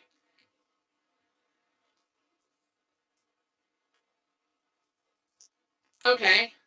If they're making a fortress, I mean that's cute and all. Now, I do like the way you phrase it, that ghosts possessing giant robots. I mean, you're making it sound cooler than it is. But yeah, oh God, yeah, you realize the children, the child ghosts are essentially mecha pilots under anime rules. That's funny. And now they're just okay, yeah, now they're just having fun with them. I mean, this is okay. Again, this is not what I expected. This is. I'm honestly not against it. It's kind of fun. Yeah, I'm not against it, and this is not being portrayed in a way that's like parody or satire either. Like this is what Abby would do. And they're also kids, so it makes sense they would be down with it. Yeah, and it makes sense they would do this because kids would do it. I mean, the animatronics are fundamentally children inside, so. But there's something going on with Vanessa. The movie is clearly setting something up with Vanessa here, and I don't know where it's going with this. I don't know where this is going. I really don't know where this is going. I don't know either, but I kind of like it. Yeah, I'm still okay with this for now. I'm glad they explained his going to sleep as a deliberate attempt at contact. I like that. That made it okay. You know, it makes more sense than. Yeah, again, how do you know this? How do you know all this stuff? Oh. Wait, which one is that? Did I see a mask for baby?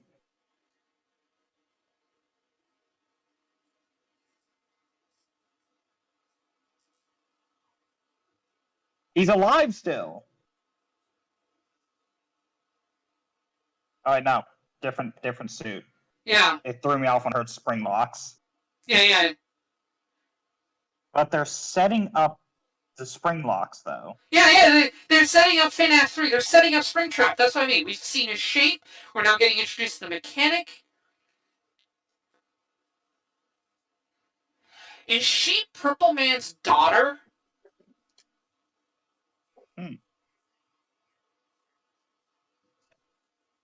And explain why she knows. Because if she's the daughter of the person who developed these things, it would make sense.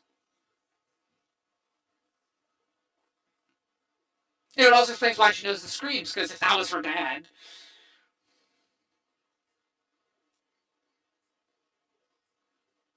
So that's why he keeps dreaming of that day. He wants to change what happened. Right.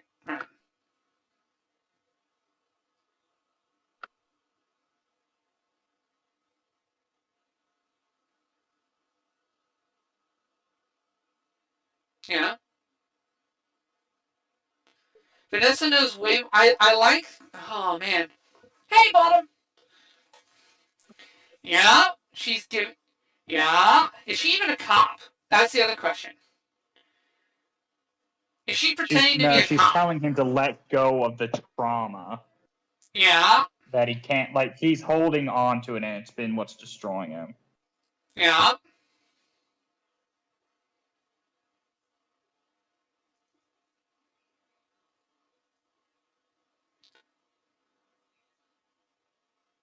Shouldn't be. Abby should matter to you. That's the problem. You're going to sacrifice Abby here.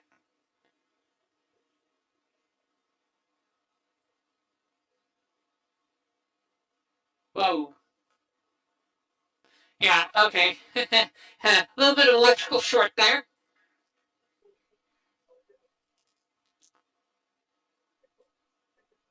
Yeah, you kind of forgot that these animatronics are a little bit on the buggy side. Also, Boy. that guitar more than likely isn't meant to be actually touched. Yeah, yeah. Don't pee on the electric fence, kids. Well, now you know.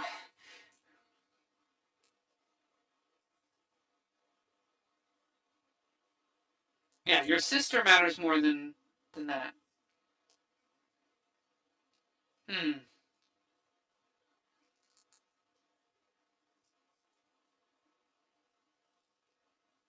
Yeah.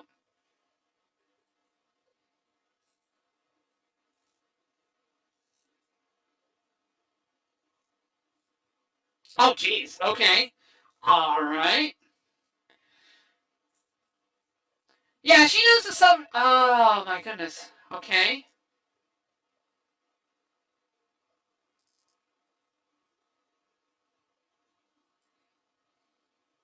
Great question. And it's interesting too. Okay, so his babysitter and her boyfriend and those two other guys are straight up murdered. They've gone missing. We're not seeing any investigation of that. I find it interesting.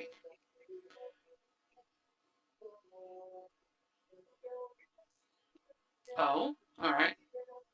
Who would he go to for help?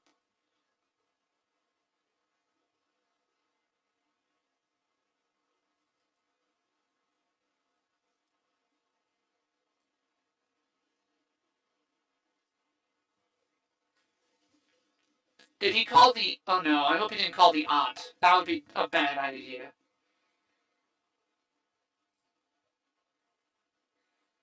Oh crud! He called the aunt. Oh my god.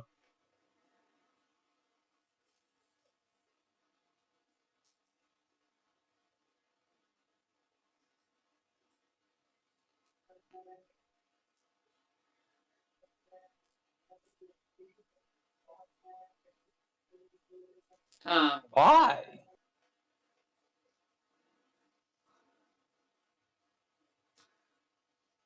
Well, he's okay. I mean, maybe he's motivated because she almost died. Touching the electric thing and all that.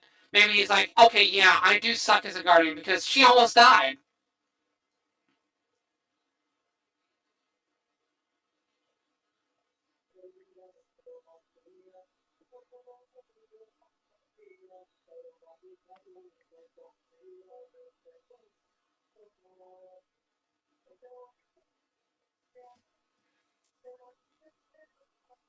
Okay. I mean, I can see him questioning his suitability as a guardian because of the incident there, but I think I think we, this might be what kicks off the animatronics to wanting to kill him.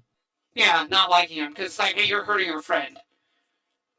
Um, yeah, I can see that.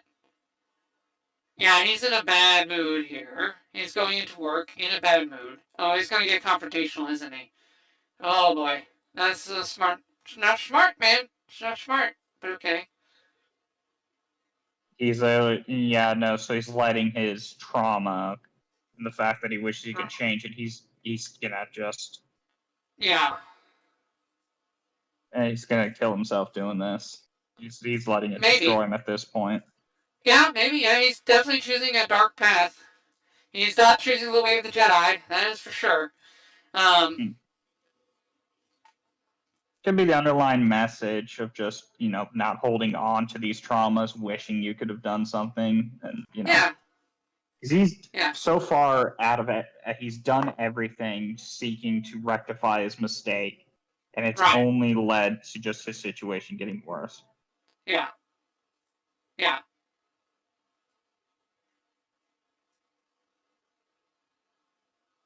Now, let's see. Yeah, I'm trying to see what this. The dream changed. Hmm.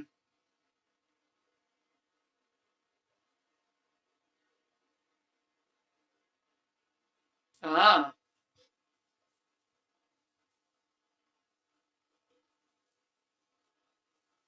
True.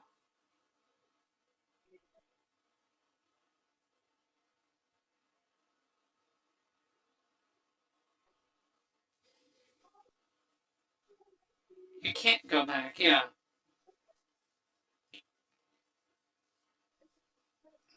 Yeah, you can't go back. You can't. They're saying, oh, here's a dream. Stay in the dream forever. Yeah, but it's not real. It's fake.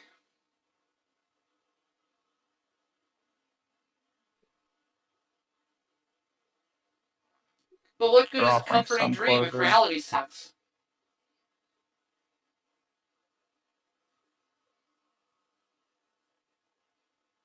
Ah, okay. Yeah. All right. Caveat. Faustian bargain. We give you a nice, pleasant dream every night. In exchange, you give us a little sister. Wait, what? Okay, I think you hit it. Yeah, they're gonna demand Abby to be another to have a new body, and it'll probably be the one we saw in the storage room, the one with the spring traps.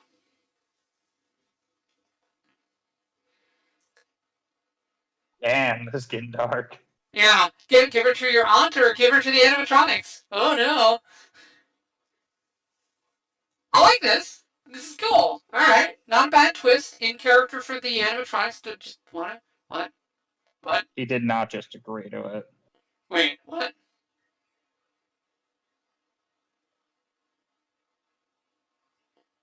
Wow, you are a piece of garbage. Wait, what? Wait, what? How are you? Oh, is he finally coming to his senses? Okay, moment of weakness kind of thing. All right. If that was just a moment of weakness of like, oh god, yes, you're giving me everything I want. It's like, wait, no, hold on. Wait, dawning realization. Okay, all right. He rejected it, now they're gonna kill him. Okay. Oh, you won't give us Abby? We'll take her. By force. Over your dead body, good sir. Okay.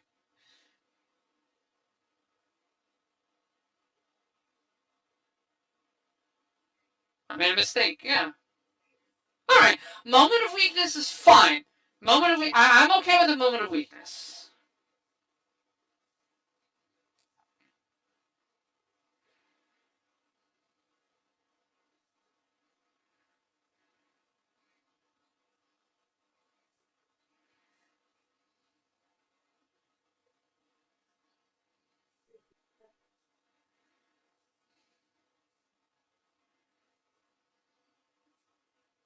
Yeah. Yeah. I like how it's the kids doing it too. I mean, it's another way to say budget too, but it's like it's creepy. It's using the dreamscape.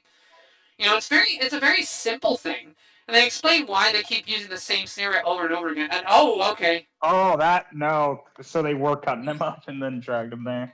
Okay. Ah, there we go. And we did establish the loosened bolt from the last time, so cool.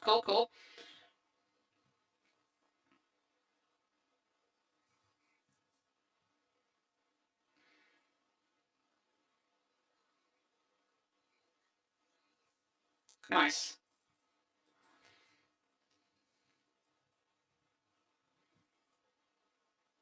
Huh? Oh, okay.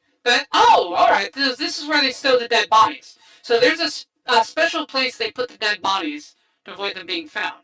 Oh, and there's the previous security guard. All right, so we do see the remnants. And they did cut him up too, because he's limping and everything. Yeah. So that was in real life. So Okay, they did establish that the kids in the dreams can interact with the real world. Right. Foxy scatting nearby. I like that. Okay, how are you gonna dodge this? Uh-oh.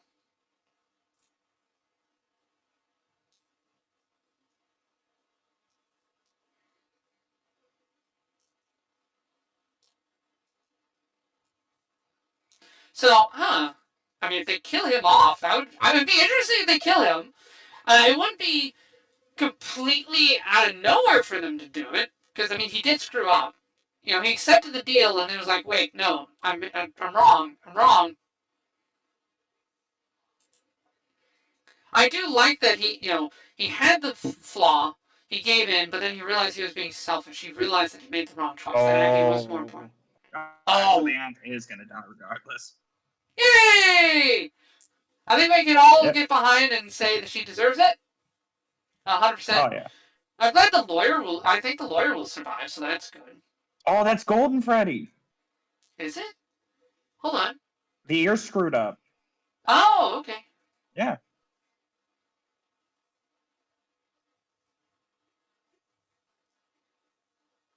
Oh, because so she can see them as they are.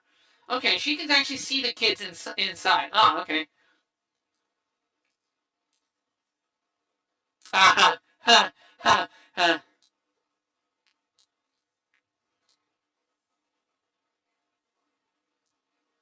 Wait, what? Hmm?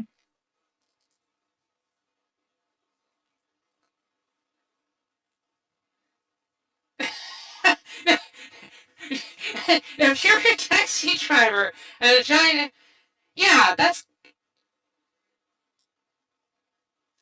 Oh, he's just assuming it's a dude in a suit. All right, you know what? That Fine. makes You know, sense. if I'm a taxi driver, I'm not asking questions either. I'm just like, all right, I'm just gonna roll with it. So I think Vanessa ended up saving him. Probably yes. Okay. Okay, yeah, you're right. Okay, so we did. So it did turn into the whole they want Abby. Hmm.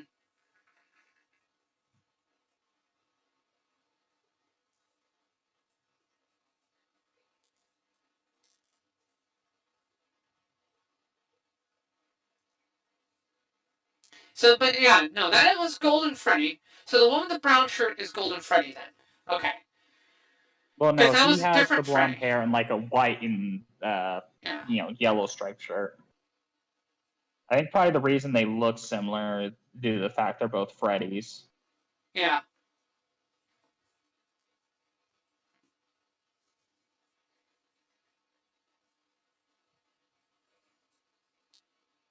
They weren't in. She knew about the murders, and she didn't do anything. Okay. What is going? Why is Vanessa protecting it? Alright. I'm expecting something really good for Vanessa's story here.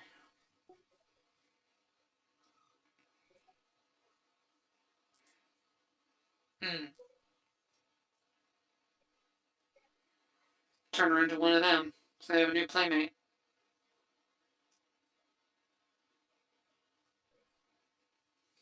Alright. This is good motivation. You know, you have a clash of desires here. Are the animatronics wrong for wanting to turn Abby into one of them? Well, yes, but they don't know it. From their perspective, it's like, hey, we got a new playmate. She gets along with us. Let's have her be one of us because that's great. It's good for us. So from their perspective, they're doing the right thing. From his perspective, obviously, it's really horrible and terrible, and he needs to stop it. So good, clash of ideals, and the animatronics are not necessarily evil for wanting this. They are misguided. Every inch was accounted for. Right.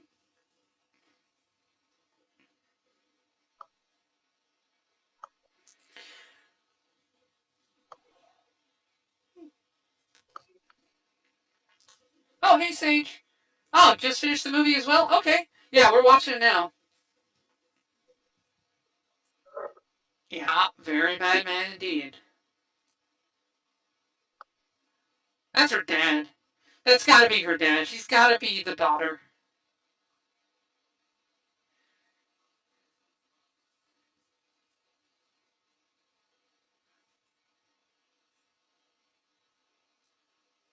Right.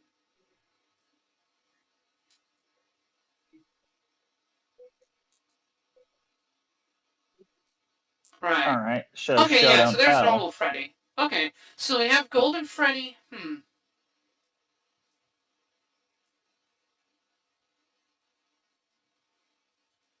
Yeah, it's not just the ghosts. Never mind. They went ahead and told us anyways. Said the show don't tell. Yeah, this is a little over exposition. They didn't need this, but oh, Oh, they have so the to. reason they murder is because he influences Hmm. Okay, they have a bit of a murderous edge because of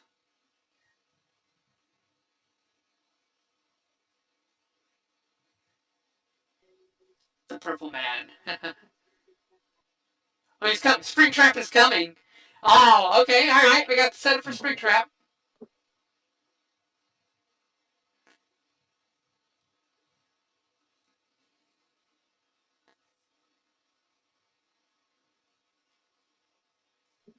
Ah, there we go. William Afton. Hey, I called it. Oh, okay. That is the daughter. Yeah, nice. Nice.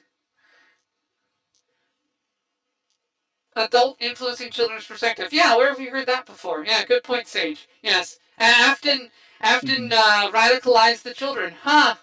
Huh. Oh my god. Oh, that's Garrett's plane.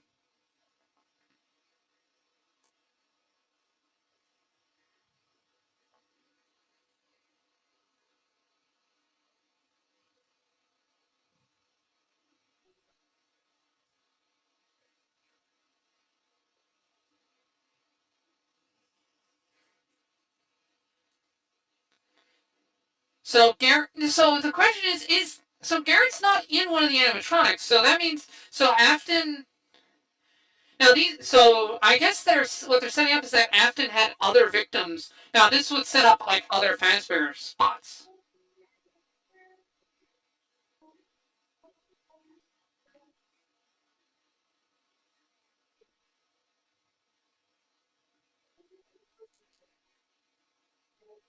Okay. Like yeah, we do have that in one of the games where you can press a button to like to zap them, and that does slow them down.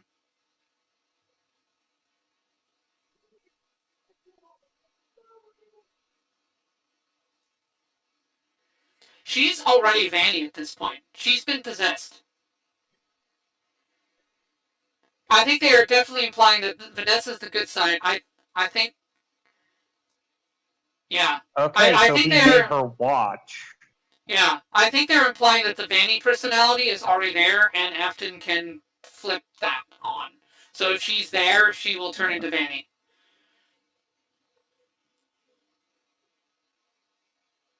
Yeah, don't go in the front. I mean, that's just makes sense.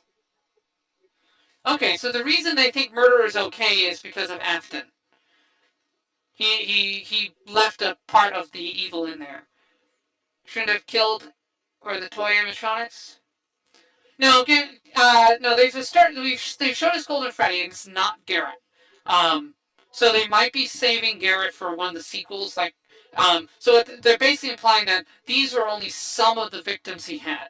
So Afton had other victims. There are probably other locations. So that's how you can set up sister location and some of the other stuff.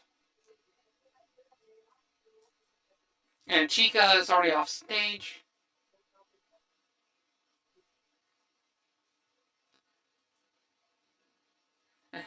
This is why you shouldn't rock out when you need to be on guard.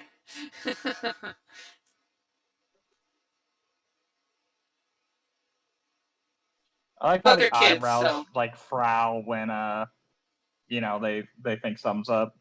yeah. No, the expressiveness on these designs is great. Again, love the fact that these are practical effects, not CG.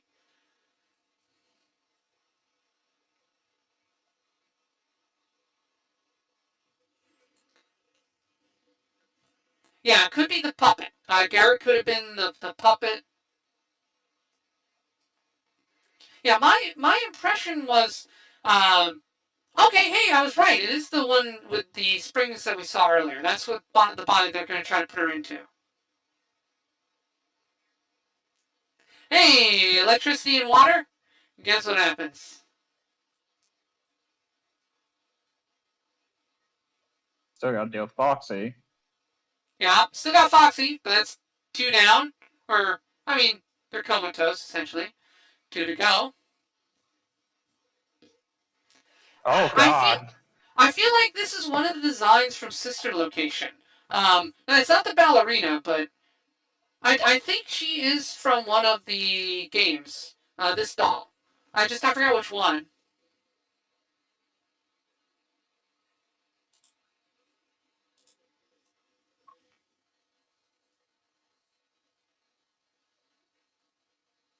And yep, shuttered. Nice. Hey, aim for the eyeball. Good move. Mike is the worst security guard. He gets high on the job and sleeping. Yeah, we've been over that stage. And at least the last time he does it, he's deliberately trying to gather intel and like talk to the animatronics and enlist their help. So at least that's something. Yeah.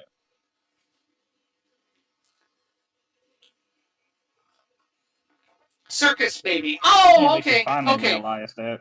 So that is Circus Baby from I think the 4th game or 5th game, the Sister Location game. Yeah, because fnaf 5 is Sister Location, I think. But okay.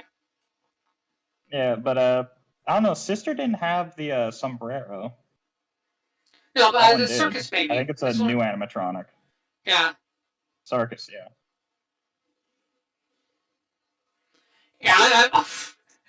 Oh, he missed the cupcake. That's right. Yeah, the cupcake's got a little bit of autonomy. It's like a really annoying pet. Oh, I like that the cupcake gets some love, and Foxy is still around. Yeah.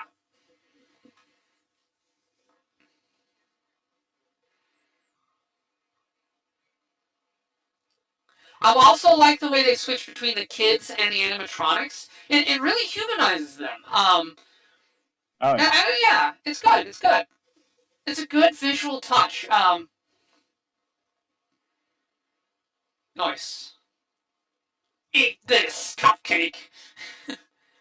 Hey, notice by He the way, really he's needs to stop. He better grab that prod and take it with him. yeah. Hopefully, hopefully it wasn't like a one-off use or something. But yeah, yeah. Um, But now I noticed, by the way, serious lack of quips when he get it. Like he shoves it in his mouth, and like I'm like, I eat this cupcake. He's not delivering those lines. No, he's taking it seriously. The characters are taking this seriously, and I'm appreciating that. Thematically speaking, the movie works a lot better because it's taking itself seriously. If this was jokey humor stuff, I would not be nearly as into this movie as I am. Foxy is the most lethal with the hook hand. Yes, because he has the strength of the others, but he also has greater speed and just a built-in slicing tool. The man's got cutlery.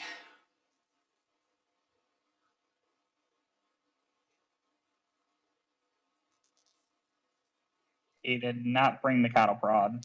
Oops. That's him being a moron. Should have.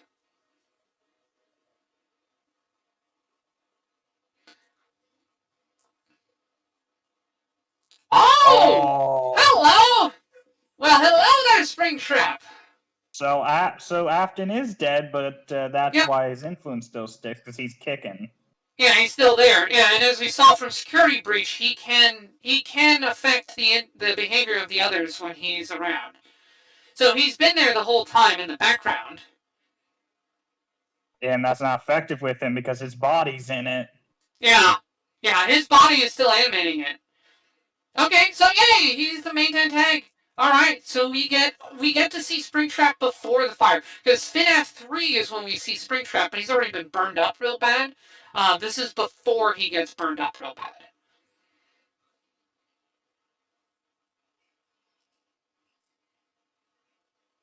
Oh, I guess Vanessa Oh, does. Yeah, Vanessa. no, she did. Oh, okay, Vanessa jumped in.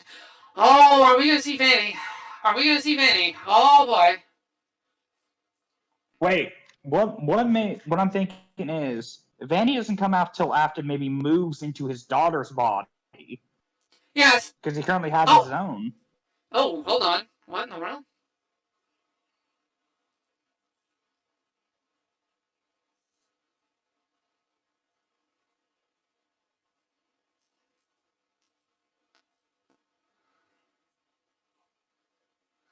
Okay.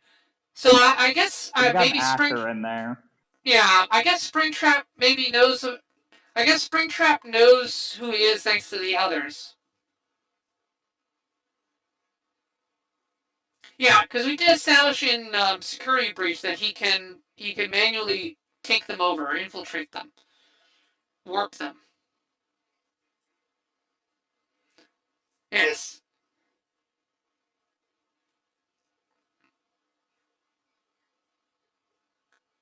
I like.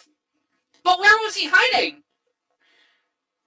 Yeah, where was he hiding? Why didn't he only just appear I now? think he was somewhere in storage. Hmm.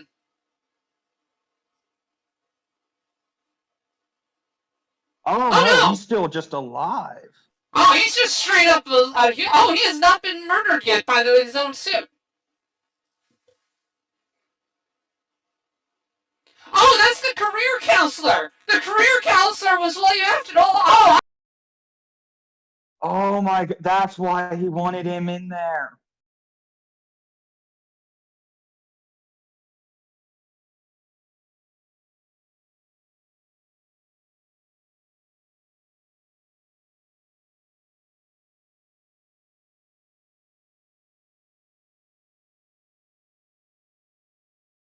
oh crud. Okay, so my audio cut out. Dang it. My Morphox, I got too loud. Morphox actually cut me off there. But yeah, he was the career counselor this whole time.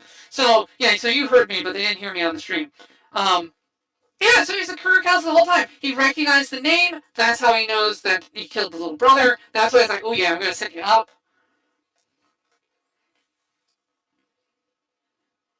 Yeah.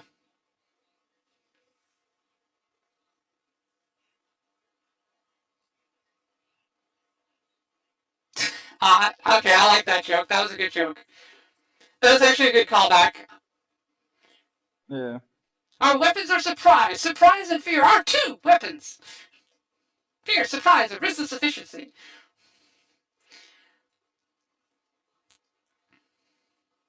Of course, one wonders Oh, how okay, William because F. the did. pictures was the last thing. They think he's a friend.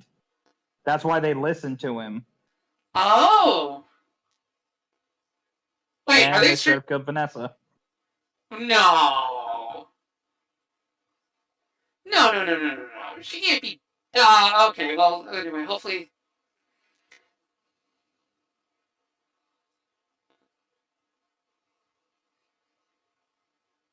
Oh!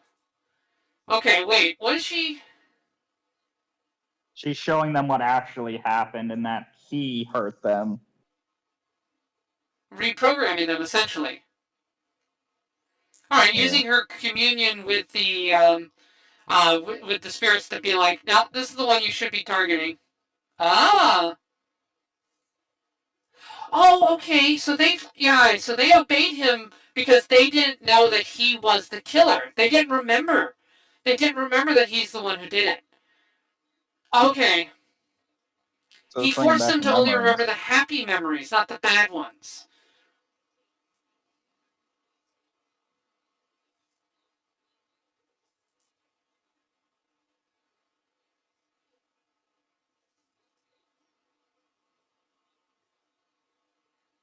Okay, so now we get the scene where he's confronted by the ghosts of his victims. Yeah, and they're not gonna go after Abby. They're like, oh, you.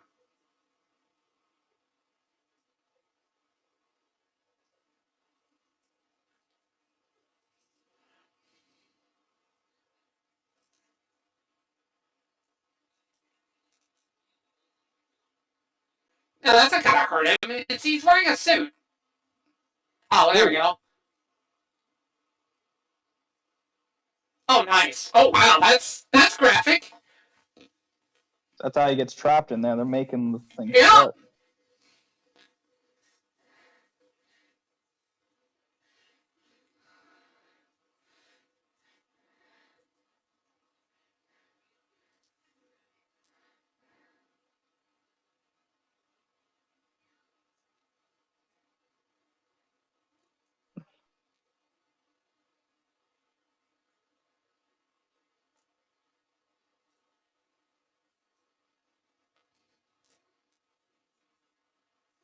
Wait, okay, that line doesn't quite make sense. I always come back.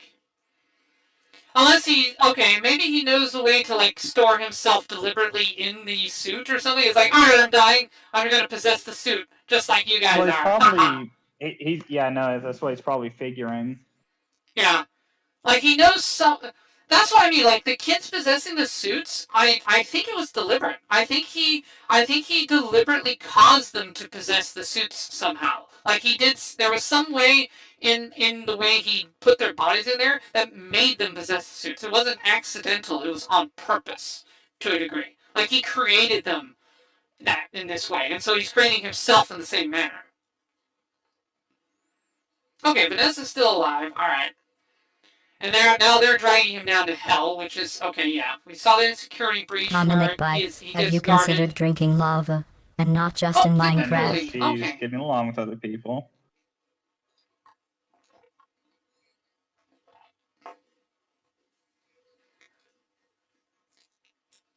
Yes, by all means, please keep murdering serial killers. Yes.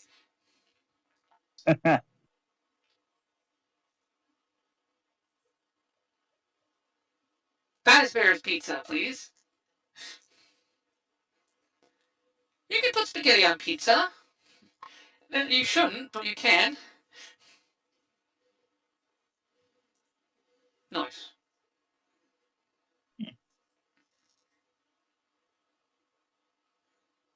Oh, so Vanessa.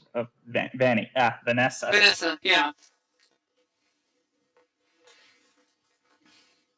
Okay, well, I like the twist of William after being the career counselor. Sorry that my mic cut out there. So yes, so liquid cooling means I drink water. I did drink water, Jormas. Your points were not wasted. Sorry, I forgot to acknowledge it on stream. Afton did by accident the first time, but he knows for sure he'll come back.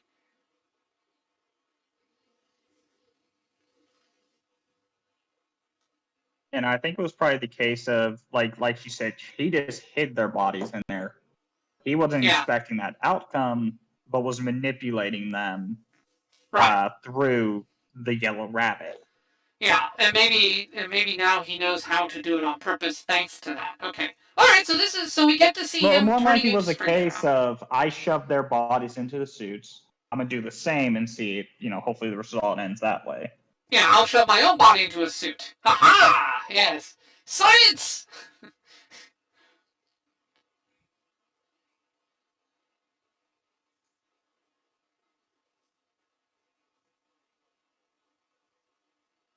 I don't think they want you to visit. I think they'd rather be left alone to torment their murderer. You know.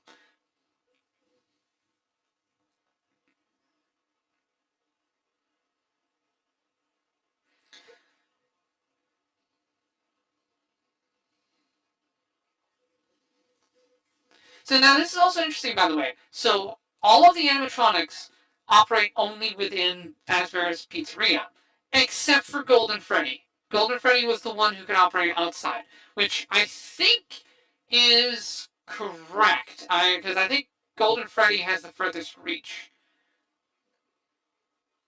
William groaning in pain. Ah, okay.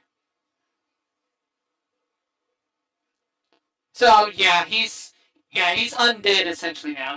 He's possessed the suit. He's come back, but enjoy the pain and suffering.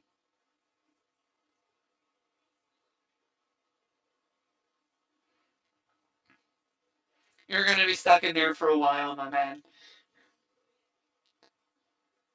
They got the living tombstone to do the theme? Yeah, I was about to say. Oh my god, that is so awesome! He's made so much Five Nights at Freddy music! They didn't get him to do it. They got the rights to the song because the tombstone thing had been for a bit. Oh, okay. Oh, this is like one of his original songs that he made before as a fan thing. So they got the fan thing as to make it official. Oh my god, that is so cool. That'd be like if My Little Pony, like I got like Tombstone's Discord song into the show or something. Oh, that is so great. Oh my god, Scott Cawthon gets a high five. But Living Tombstone's a great guy. So oh hey, we got a little post credit. The taxi guy? Okay. Now what?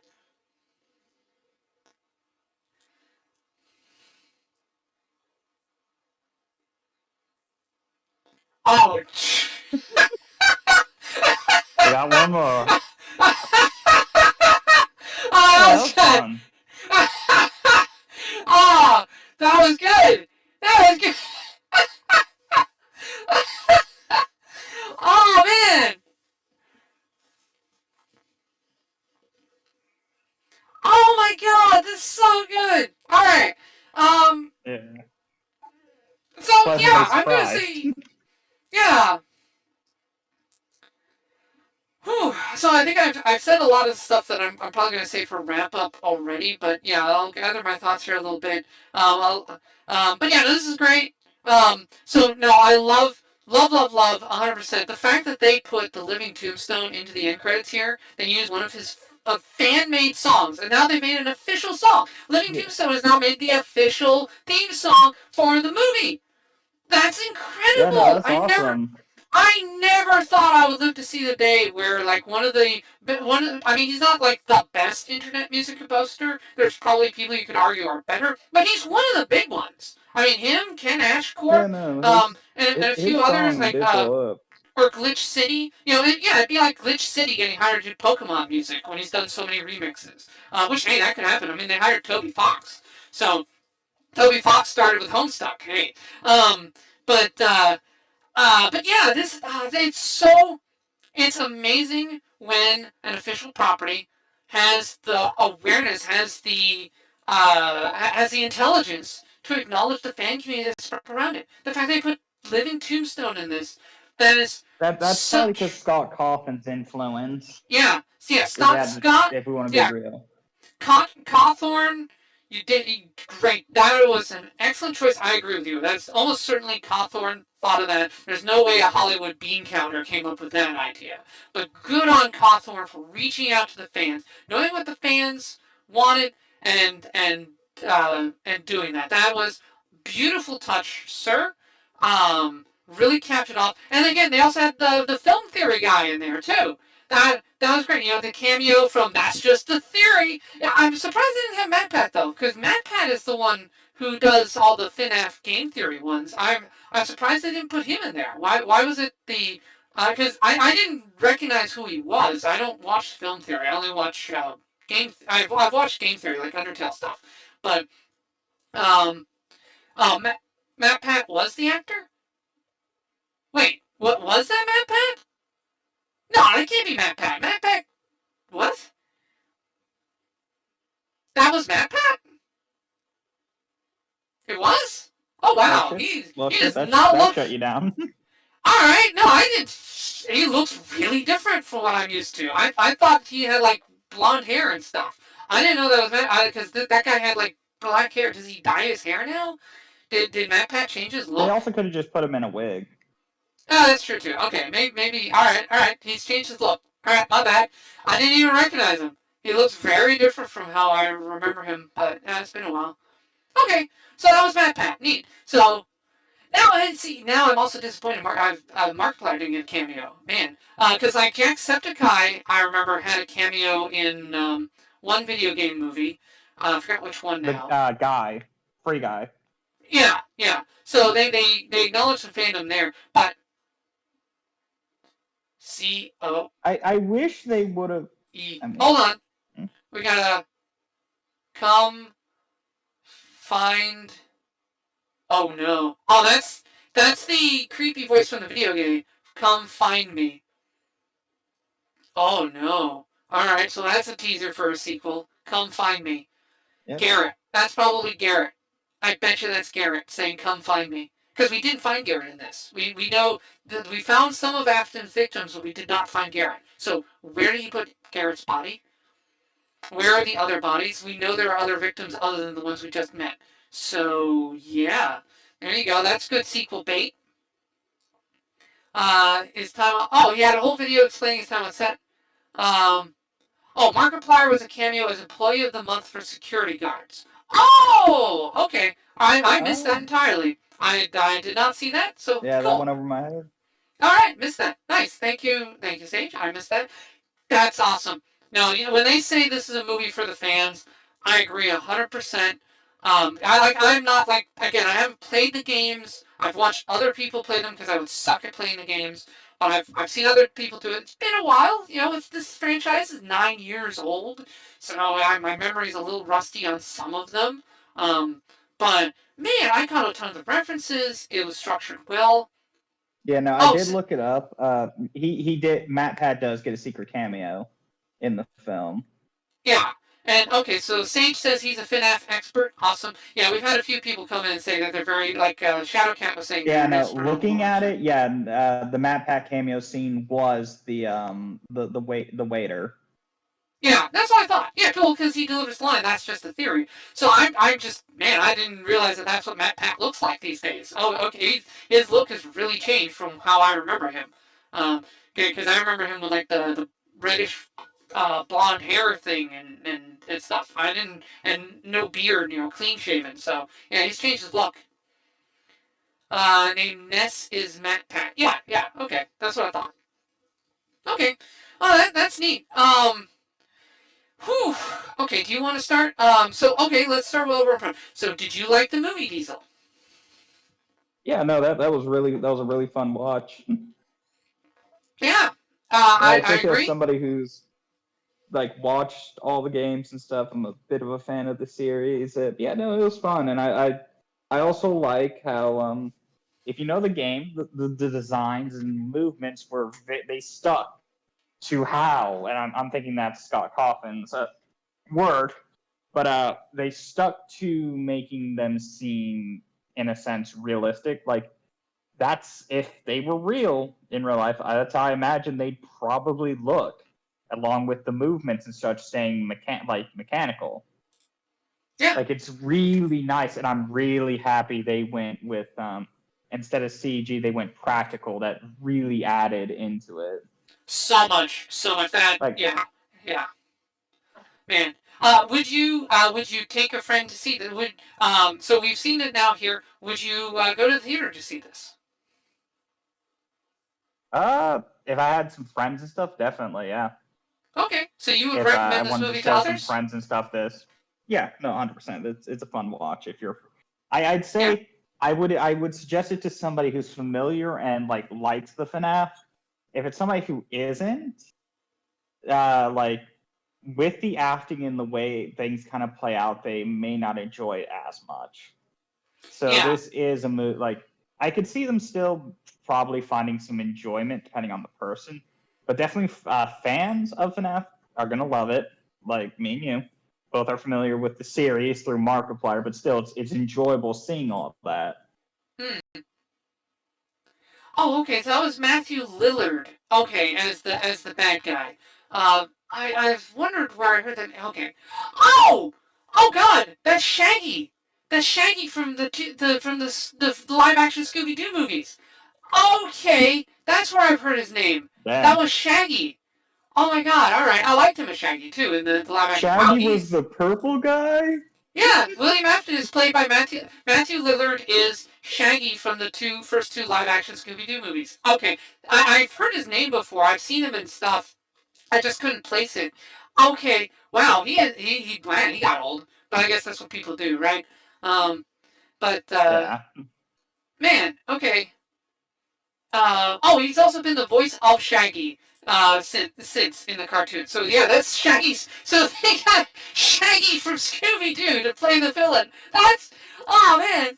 Okay. Shaggy got tired of the kids. Shit. Oh no. That's great. Everyone knew the casting a year prior. Yes, I know. I didn't really look at it. Sorry. I knew the movie was coming. I avoided spoilers from the movie. I actually haven't even seen a trailer. Oh no, I've seen like a short, like 30-second trailer for the film, but not a full trailer. So I knew the film was coming, but I did not want to spoil myself, so I stayed away from a lot of the extraneous info. I just knew the release time. I knew it got pushed back. It was supposed to come out earlier, I think. But Barbie, no, not Barbie, the Taylor Swift concert ended up, I believe, pushing this back by a week or two. Um, let's see. I think, or maybe it was this one. Maybe it was Exorcist. Corey Kenshin is the cab driver. Corey Kenshin. I don't know who Corey Kenshin is. Sorry. Um, yeah, Matt Pat as the Sparky's diner waiter. Okay, yeah, they changed his hair. That's the thing. Yeah, they gave him dark hair in there. I don't know why they changed his hair. That didn't make any sense. Um, um, I think and I think because they didn't want to make it blatant, they wanted it to be like a little Easter egg you actually had to like look for and then wonder. okay, so apparently Corey Kenshin, the cab driver, apparently he's another YouTuber. So okay, Oh, he's the fourth top creator as of 2021. Okay, well I no idea who that is. I'm not plugged in on that. He has completely missed me. I guess I'm not his target audience. Um, yeah, fnaf is known for Easter eggs. Yes, I agree, Sage. Um, whew. Um, yeah, so you would bring friends. I would bring a friend on this. I actually, no. Do you think this movie has repeat viewing value? um, I say it's a good first time watch. Like, yeah, there are some fun sequences, but I couldn't see myself like rewatching this unless I'm showing it to somebody else. By myself, I couldn't see me rewatching this. Of course, unless like I'm really bored and I want to see a little fun movie. So to me, it doesn't have that rewatch value unless Uh, of course, skimming through Easter eggs and such. yeah, It's a fun watch, but it isn't like so fun I want to see it again. I see. No, that's fair. I would say I'd probably watch it one more time just to catch what I missed. So like the Markiplier thing, and just to catch little Easter eggs, and things like that. And now I know where the movie's going. I think I can focus more on how it gets there. A bit more because right, I was really confused by how they were going to set things up because it's like, okay, you're having the animatronics get buddy buddy with this guy really early, like, what are you gonna do for antagonists? And then it's like, oh no, yeah, it was Shaggy all along. I'm like, oh, okay, all right. I'm glad I called that. Career counselor is the murderer. Okay, cool. I Only did. complaint that I could think for the movie would be like the reason for him wanting to constantly sleep and talk to them. I wish would have been stronger than oh, it's a change in my dream. But it like especially after she said like, hey, no sleeping on the job and stuff. Hmm, Like I get he's blinded by trauma, but it kind of it it fucks with the character a bit because he seems. I guess that's the point of him letting go of the trauma and then yeah, focusing on the present with his sister. So right. Once fair he enough, but puts I the wish they would have given more reason for him to do that. Like maybe the kids say something to him instead of him being that, and then they just run off. yeah. Let's see. Yeah, we can start. Let me give my overall impressions of the movie as well. So, yeah, overall, I liked it. It was a good ride. It was better than I expected. I'm gonna make it really clear. This was better than what I was expecting. I like this more than Willy's Wonderland. And when we watch Willy's Wonderland, I will go into why. And we're not going to watch that today. We will watch that later. Diesel has not seen it. I saw it. I enjoyed Willy Wonderland. This is better because Willy Wonderland leans into the schlock. It's genre self aware, so it makes fun of itself. This one is not. The biggest thing I could big positive here. This takes itself seriously. We haven't had a movie, horror movie especially, take itself seriously in a while. Not since like Cabin in the Woods and stuff. Like some of the newer Evil Yeah, Dead's try to do it, but I don't really like them very much. Is all, but a the lot case of of being self-aware but taking yeah, things seriously when they need to be serious. yeah, like this movie takes itself seriously. It takes the premise seriously. The characters respond. The characters do not act like they're in a movie. The characters act like this stuff is actually happening to them.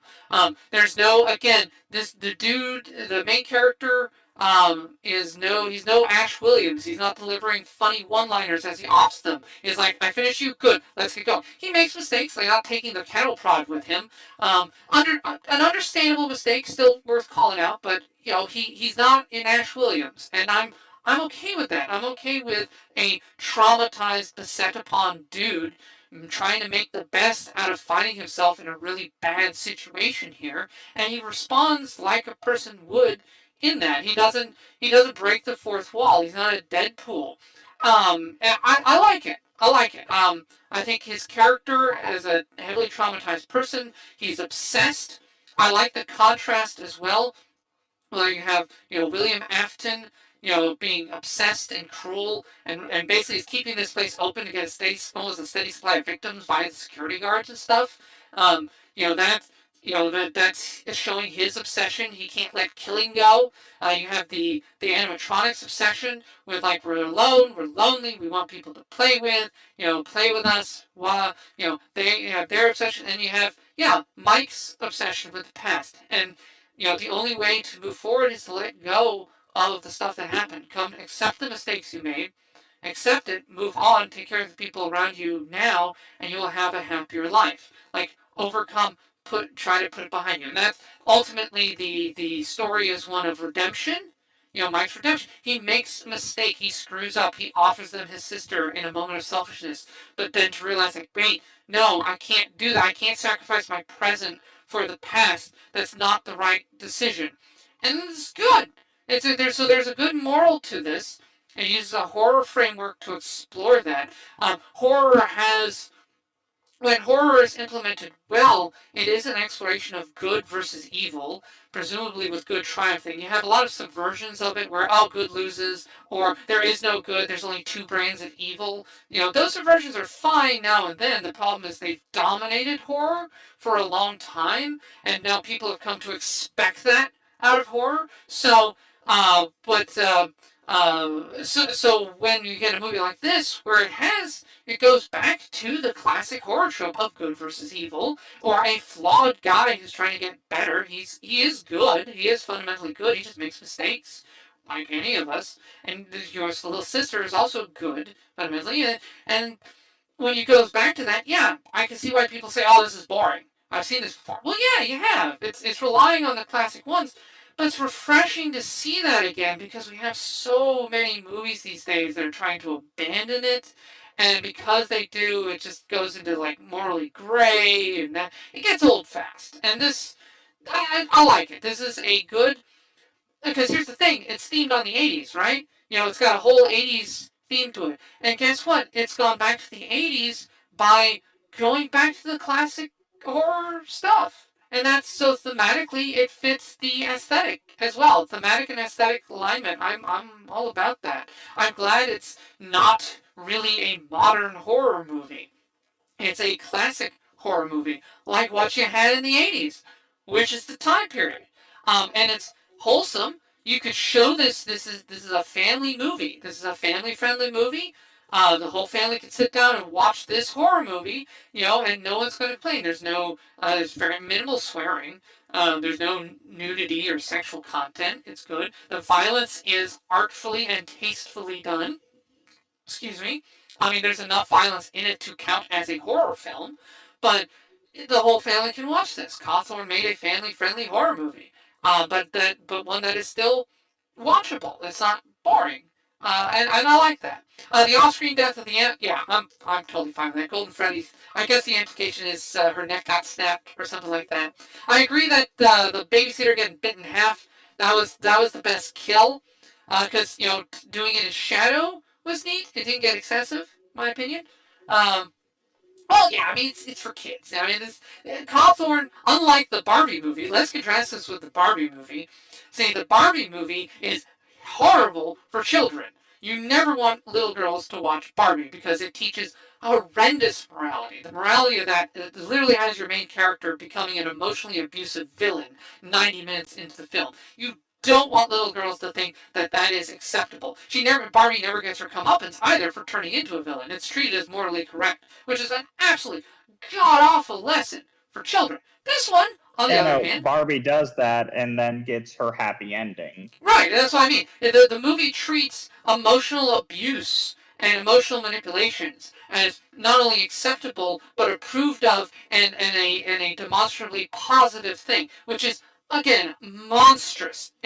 Barbie is a reflection of modern Hollywood sensibilities, which is that of psychopathic monsters and just terrible people who there's a reason we say we should just cut the West Coast off with a knife and let it sink into the ocean.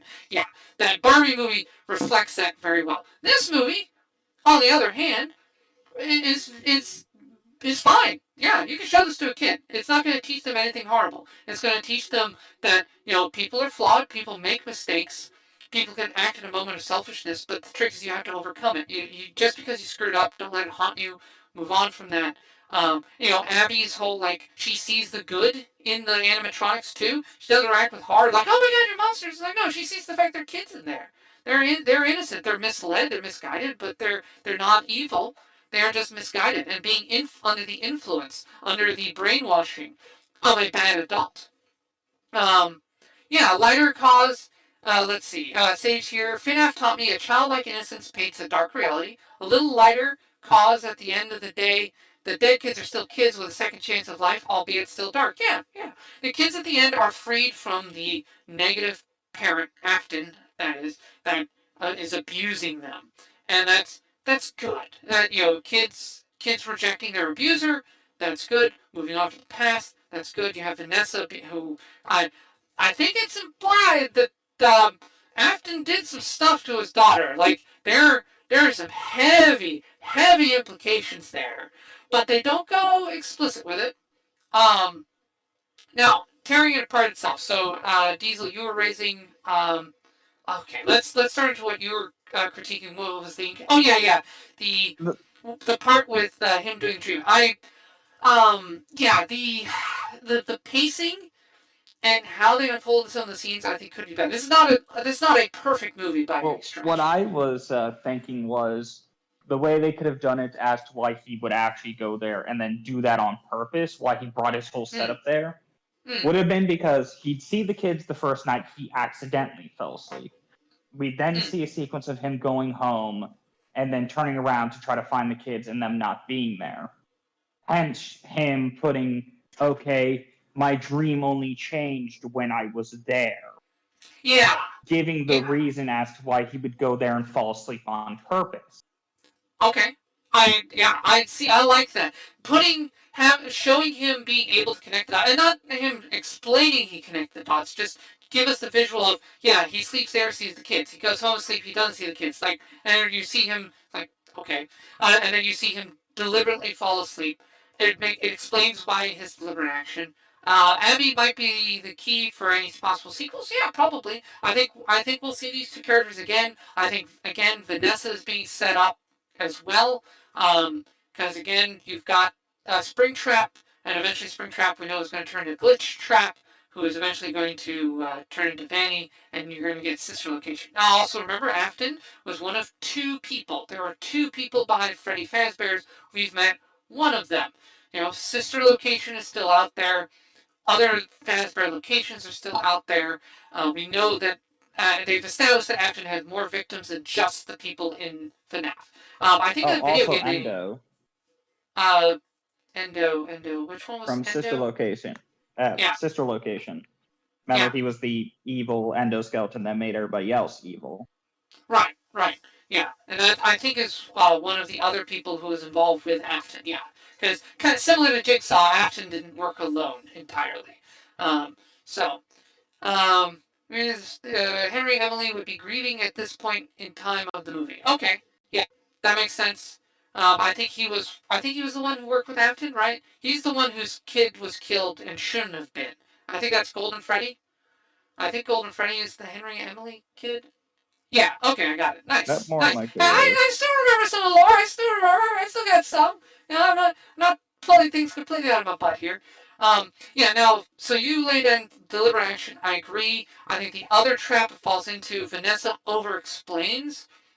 I don't think she had to tell us their bodies were in there. It's like, I mean... I like the whole why would they look in there and then the lights flashing on animatronics. Yeah. I just wish they would have left it at that. Let the audience connect, because that's so blatant of that, where would he hide the bodies? Well, there was only one place he could, and, he knew they wouldn't look there. I mean, why would they? and then Right, you know right. flashing to the animatronics. Yeah, Two and it two gives together. us. Yeah. I mean, they. In that sense, I think, again, that's a way that I think the writing is aimed more for children, because children aren't necessarily going to be able to make that logical connection, so they have to explain it. At the same time, I think that's also just a symptom of modern Hollywood, where they are assuming their audience are idiots and they have to explain everything. Like, I recently saw Yeah, Blade but kids Runner. are a lot Oh, smarter. I think kids would pick up on, mm, you know, like telling them something and then immediately showing them it. They oh, could get the implication. Uh, yeah. you know, where they're talking about dead kids and him hiding them, and then you're showing me this. Right, yeah. I think it's just the common Hollywood, modern Hollywood thing of assume your audience are idiots and you have to explain everything. Contrast with, Yeah. so I recently saw Blade Runner Final Cut. We had it in it had a theatrical re-release there, very one of those brief event things. Finally caught it, and one of the things that struck me was, yeah, they don't over-explain it. They let you infer a lot based on the actors emoting and the dialogue, but they don't tell you, like, yeah, this person suffered abuse. They're just like, yeah, no, we're gonna have the actor act like somebody who suffered abuse. You're just gonna infer from the info you know about this character and what's driving them. Like, yeah, this guy was trying to save his life. His own life extended. He failed, and that's why he's laughing, cackling like a madman. He's got nothing left to lose. He failed.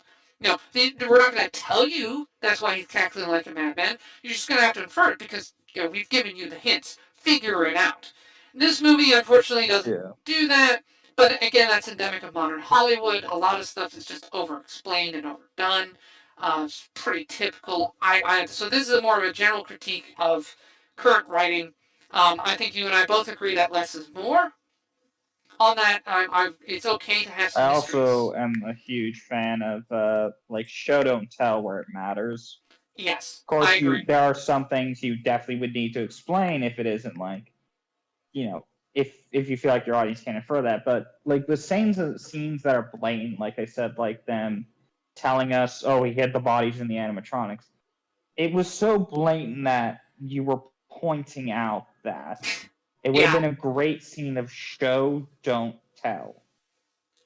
We can yeah, get from what she's saying that she is, inferring to that. yeah. I agree.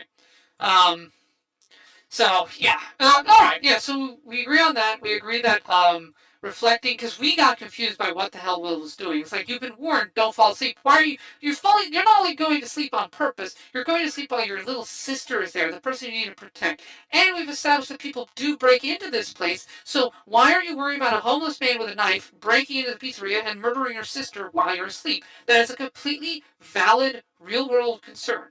Then it's like, oh no, okay, he's doing it on purpose to contact the spirits of the kids, and It it's would have because of been his. better if during that's when those guys broke in. When he popped the pills to go to sleep, put the headphones in.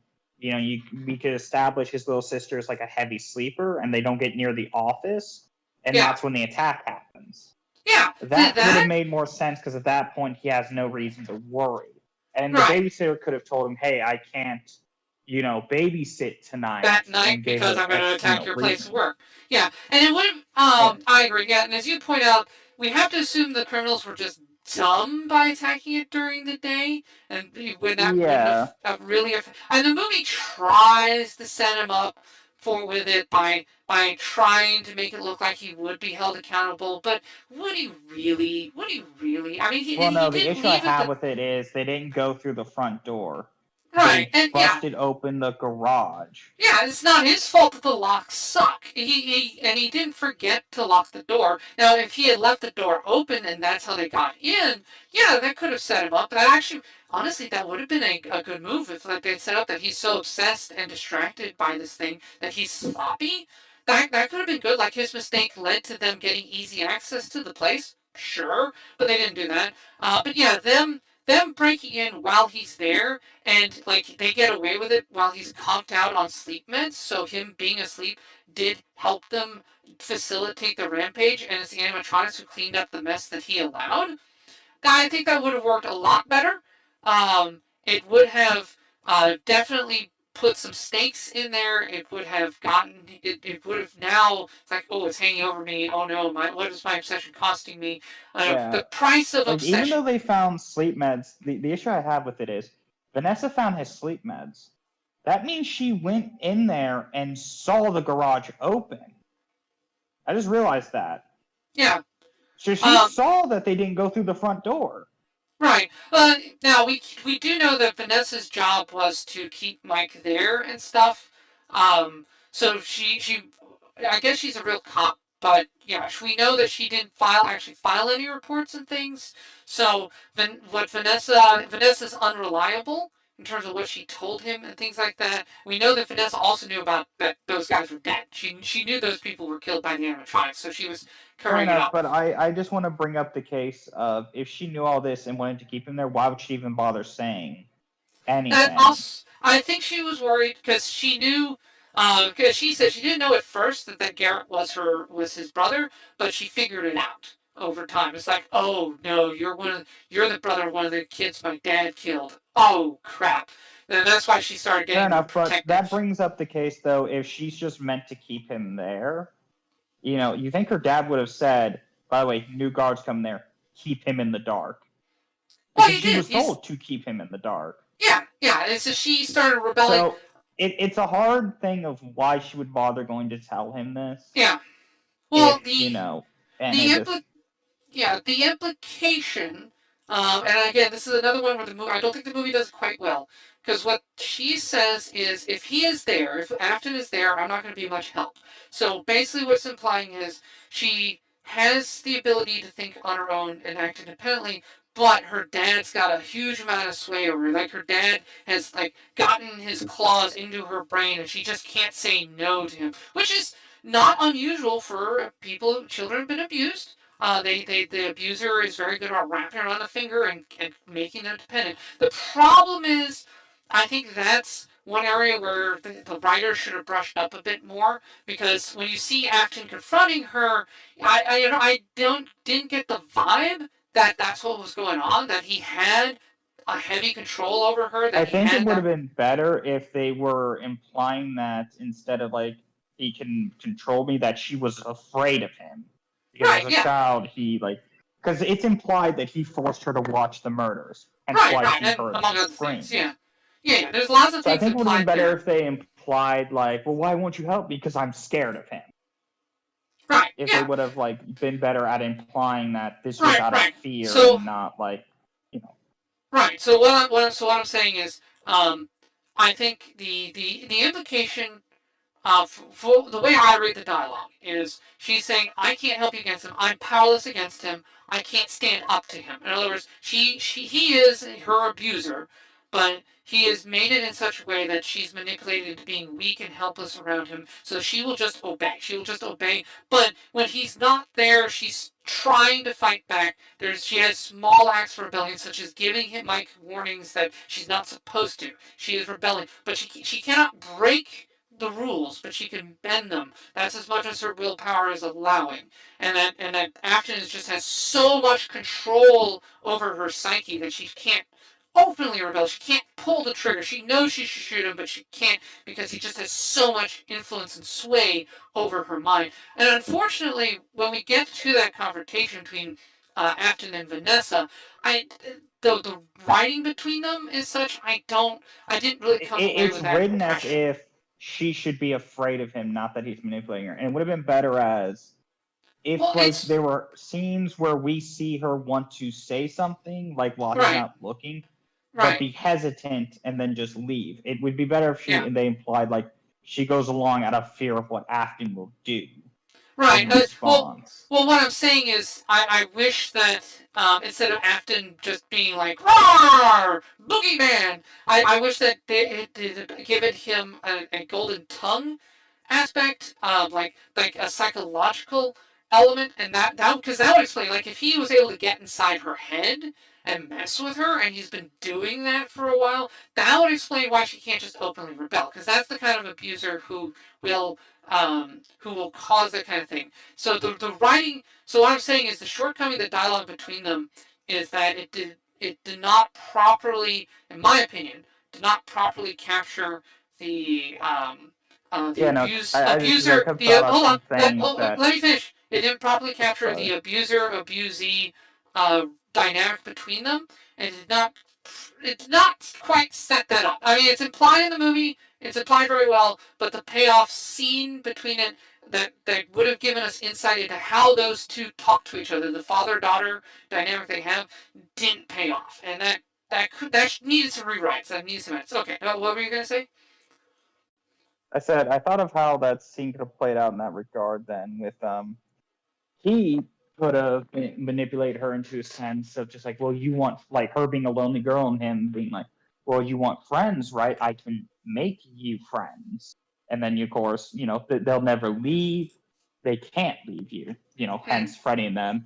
And then him being like, well, you warned him about bringing Abby here, yet he disregarded it. He's a selfish man. So why shouldn't we just kill him? And then Abby can be safe with us. Right. If Yeah. he ruled it like that. Okay. Yeah. Because she warned him about bringing Abby there and stuff, and he didn't listen. She saw that, dude was selfish. He did this for his own gain until, fucking towards the end. Yeah, he was using Abby to get answers out of the ghost. Now Sage raised a question here. What was weird? Mike really banked on the kids knew who took his brother based on being in his dream. What a weird deal. So remember how it starts. What we have is what Mike is trying to do. Mike isn't relying at first anyway. Mike's not relying them on direct intel on who took my brother. You know who. That's not where he's going.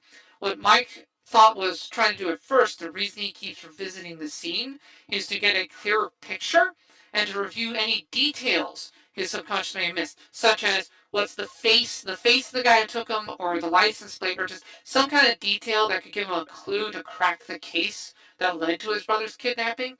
And I think the reason he turned to the ghost was, hey, can you enhance my memories? Can you point something out that I missed in this dream for me? Can you help me see the thing that I just can't see? But I know it's in there. I know it's in there somewhere. I'm obsessed with it. I know the clue is in there. I can't remember it. It's a failure of my own brain. Can you poke my brain and help me remember? I think that's what he's going for at first. But then later he realizes that, oh wait, no, hold on, there's more to it. You know more than that. You straight up know who did it. Oh, well, crap. Okay, yeah. What will you give me, man? And then he uses Abby as a tool essentially, and then almost to the point of giving her up just for the sake of his own fake happiness. And he pulls back from that cliff because he almost became, as you pointed out, he almost became basically the same as Afton. Using children for his own ends. And for misguided purposes. He almost turns into Afton, essentially, a version of that. Which is really cool. It is neat when the hero is in danger of becoming the villain, but pulls back. I like that. As for the whole, I was gonna say, as for just thing about why we trust the ghost. Again, if they would have implied that when he's there, the dream changes, therefore he has potential leads as to something, I think would have helped to infer that. Considering, again, in that dream, there's difference. There are people there. He can try to talk to them. He can try to figure something out. So again, it would have been better. And then we see later learns that Abby is friends with the ghost. She draws them, and then he saw the picture of, his brother in the back seat. So that's how he inferred that the ghost knows something, because they talked to Abby, and Abby drew a picture of my brother, and she didn't know him. Yeah. And also, I know exactly who we're going to raid. I just took my streamer list. Yeah, I know exactly who we're going to raid when we're done here. But yeah. Let's see. I'm trying to think.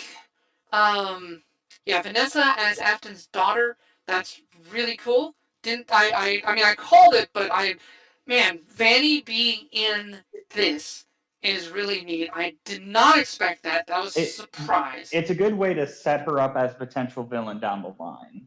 Yeah. That actually makes her even more tragic because, yeah, when she turns into the villain, Vanny in Security Breach, is because she's being possessed. She's possessed by Glitch Trap. So, Afton put out straight up possessing his own daughter to drive her towards evil and murder. Wow. Man. Okay. That's, yeah, he's a son of a bitch. The, but he's a good villain. He's always a good villain. Let's see. I'm trying to think. Yeah, I like your take on like they needed to add. Oh, actually, on the memory thing, what they could have done. This would have been an easy visual thing. Is so like he's been obsessing over the dream over and over again. We see it a couple times. What if kids appear? He sees new people in there, but with them, he suddenly sees like a new detail, like a bird or something like that, something inconsequential. Like he notices, like, oh wait, there was a bird there. I never noticed that before. That's a new detail. Hey, that came around when you guys appeared. Holy crap! So if they had just done something like that, that would have instantly given us a motivation for why he's going to do what he's doing. Because it would have instantly been like, oh yeah, their appearance correlates, doesn't necessarily cause, but correlates to a new detail appearing in the dream, a new detail he hasn't seen ever since he started this. Or a better one would be catching potentially like a, or not like catching a small glimpse of maybe the killer turning or something that he couldn't identify the killer with, but something that relates to Afton, and him being like, okay, that's why I need to chase it, like why he would be so hard on this, like that's new detail and that's big. That's something I could try to use. Yeah. So I think if it related to more of the Afton thing, it would explain why he would go so hard on that. Yeah, I agree on that. Like also maybe explain. Here, let me put the logo out in front. There we go. Now people can see the logo, so they know what we're discussing. There we go. I think that's a good change. And aesthetically, I think that's nice. Yeah, like also, I guess they don't have to explain it. I mean, I'm assuming that the animatronics realized from the dream that his brother was a victim of Afton's, and that's also why they didn't just immediately murder him, because they're like, oh, you're like us. You lost your brother. Like you've been touched by the same guy that touched us in a way. So okay, we're gonna be sympathetic. Same with Abby. Abby also clearly has a connection thanks to Garrett being kidnapped by Afton. And I think there's also some implications because you have the little teaser at the end, the "Come Find Me." I think Garrett's spirit is somewhere around there, and that's who kind of messaging Abby, sending those images to Abby, opening that up through the bloodline connection Well, it to could Garrett. be because remember she was drawing them before meeting, Mm-hmm. like Yeah, exactly. them in their suits. So Yeah. more likely Garrett is probably in some other animatronic that we Right, and sending her haven't messages. seen. Yeah, that's gonna be the sequel. Either that, or So, that's the reason why the ghosts were like, "Oh, you have a brother. Let's go see him," and then meet up with Abby, and it's then they were like, "Oh, we'll hang out with Abby. She's fun." Yeah, exactly. So the search for Garrett will almost certainly be the sequel. If I had to guess, I would say Garrett's probably at sister location. That's a quick and easy way to set up that FNAF 5 material. They can expand on that. And FNAF 5, the sister location game, if I remember, it had like full voice acting. It had a story to it. It had an arc. It had some neat stuff in there. Yeah, exotic butters. Try our selection of exotic butters. Anyway, Exactly. I think exotic butters is actually a song too. It's like someone remixed that. The But yeah, they can. FNAF 5 you can make a movie out of that. There's a lot of content with the sister location that can be used for it, especially as Afton deepens. Plus, you can expand on who Afton's partners were. You can really give more world building as they dive into the sister location. You can give more of the backstory on how Fazbear came about. Because you got a little bit, you got enough on this, but they didn't go in depth. So saving that for the sequel on this quest for Garrett as he's like hunting down and being like, hey, so where's, we know Afton stuffed the bodies in suits. We didn't find Garrett's body, so it's around here somewhere. So I'm going to start digging into the Fazbear organization, the Fazbear company. I'm going to start poking around here, and I want to help these other kids. Like, because Abby's already said, I want to go back and meet them. They're lonely. Well, as for this, I think it'd be better if they don't do that, considering that would kind of ruin his character arc. As for Well, not living in the past and kind of like he's letting go of the fact that he couldn't save Garrett, he's letting go of that. It would right. kind of suck him right back into that trauma of trying to save Garrett. Because like like they pointed out, you don't want the killer. You want to save Garrett. You want to rewrite the Right. past. Right. Well, So I think that would kind of take some steps back from his right. character evolving from obsessing over Garrett No, to now taking care of his sister. well, that's why I say I think the vehicle for it would be Abby, not him, in terms of motive. Because remember what Abby said at the end: they're lonely, they're by themselves. Can we visit them sometime? So while he may have gone turned away from the past, Abby is showing concern for the ghosts in the animatronics. So I could see Abby saying, "Hey, I just had a dream. There's more animatronics over here. We should go help them." I could see that being the vehicle setup. So like basically, and it shows him evolving because now it's going from I'm motivated by obsession with the past to now I'm motivated by helping others. I'm using what the tragedy that happened to me, and now I'm trying to assuage that in others. And now I'm going to use that as a motivator for good. And it shows how one can have post-traumatic growth as opposed to the which is that would be a healthy lesson too. Like how someone could turn their trauma into a positive, into a grounds for helping others, and showing that as kind of next step. Now he's fixed himself. Now showing him fixing others. I think that would be cool. I can see that as the next stage. Yeah, with a premise like that, yeah, no, definitely. Okay, cool. Yeah, that. But I'm just spitballing here on the sequels. There's definitely sequel material. Again, Garrett is still If they're out there. planning for 3, they definitely gotta. If they're gonna do that, they gotta slow that a bit.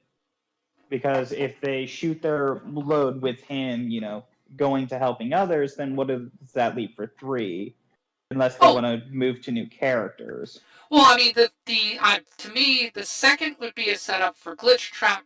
You have Sister Location and Glitch Trap. Then the number 3 would, to me, be Security Breach. Since Security Breach is the big No, I get current that. game. I was referring to, Abby and her brother. Yeah, that one I don't As know. if they are the characters in the second movie, it's the case of if they do them for the second movie, they have to bring them for the third. Because Maybe. 2 movies in the series with the same characters, and then you're just like, okay, that's done. Here's a new batch of characters you need to grow attached to now. Well, here's the thing: in the second movie, they could introduce Gregory from Security Breach. That it's entirely possible. Like Gregory is like digging into the mysteries of Fazbear and stuff like that. Well, I don't know. Maybe I'm stretching too far, but Gregory is the main character in Security Breach. So they could do something with that. And I'm not sure what. Yeah, no, that could work. They'd have to set up it to bring them to there, and then set up another character for us to grow attached to, and then end the movie with him leaving them and him continuing his journey. Right, yeah. And because the big reason, of course, we need Security Breach to happen because then we get Roxy. Yay. And then we get way more of the Roxy Luna smut. Oh, wait, no, sorry. Anyway, forget I said that. Anyway, yeah. As I said, I'm not talking about my favorite. You really like.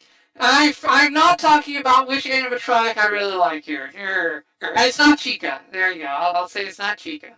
There. And I mean that. That's not. I don't mean that in a mean way. You're more of a cupcake man. I got you. Okay, the cupcakes is kind of cool. To be fair. Oh, hey, Gabriel Hunt. Oh, thank you for the follow. Appreciate it.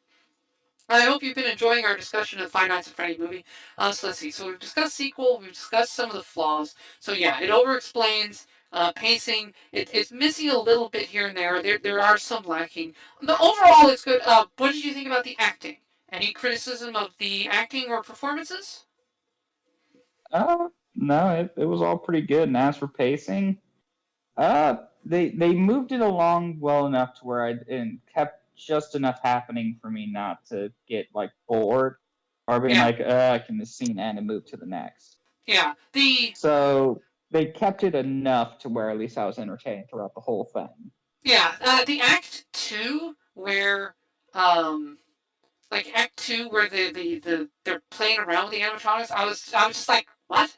Okay. I mean, it's fine. Like they didn't dwell too long on it. It was just cutesy enough, but it didn't cross the line to over the top for me.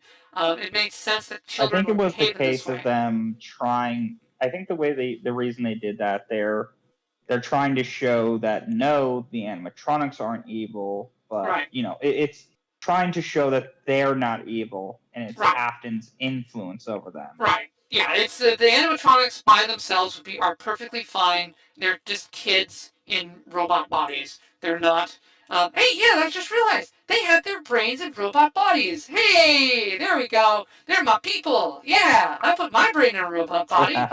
It's just I didn't have to get murdered to do it. There we go. Yeah. See. Um, but yeah. Okay. That it establishes the character of the animatronic, so I'm willing to forgive that, and it doesn't dwell on it too long.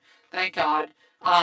It's yeah. That could have easily gone into Narm territory real fast, but they exerted some self control. Um, let's see. So some of the dialogue we've criticized, but yeah, acting was fine on my part. I felt everything was fine. Vanessa, I like the actress who plays Vanessa. I think she did a good job in the part. I think she did well with what she had. Special effects are the standout to me. I absolutely. There's some CG, like the lighting, the electric frying effect and stuff is obviously CG and stuff. Some of the stuff with the cupcake jumping out is CG. Very minimal CG. Heavy on the practical. And you know what? That makes it superior to a lot of the CG fests that you see these days for horror. A thumbs up. Do more of this, please. More practical effects. Okay? Like this film had a budget of 20 million, and the special effects look better than The Flash, which had a budget of 200 million. Okay? So this movie had better special effects than The Flash. Alright? Hot take, but I will die on that hill. I prefer the special effects in here are better. They are superior use of special effects in this movie than The Flash. So screw you, Flash. You suck. That's your special effects. This movie, much better. I don't think that's even a hot take. I think that's just straight up. I think most people will agree on that. The special effects were better in here. You can see the lack of budget. Some critics have pointed that out, but they work around it, and that's fine. Hey, you know what? Classic horror movies weren't exactly big budget affairs back in the day. Let's all remember, Evil Dead was made on what, like 5 maxed out credit cards? That was its budget, and it's a horror classic. I rather like the first Evil Dead. Um, Yeah.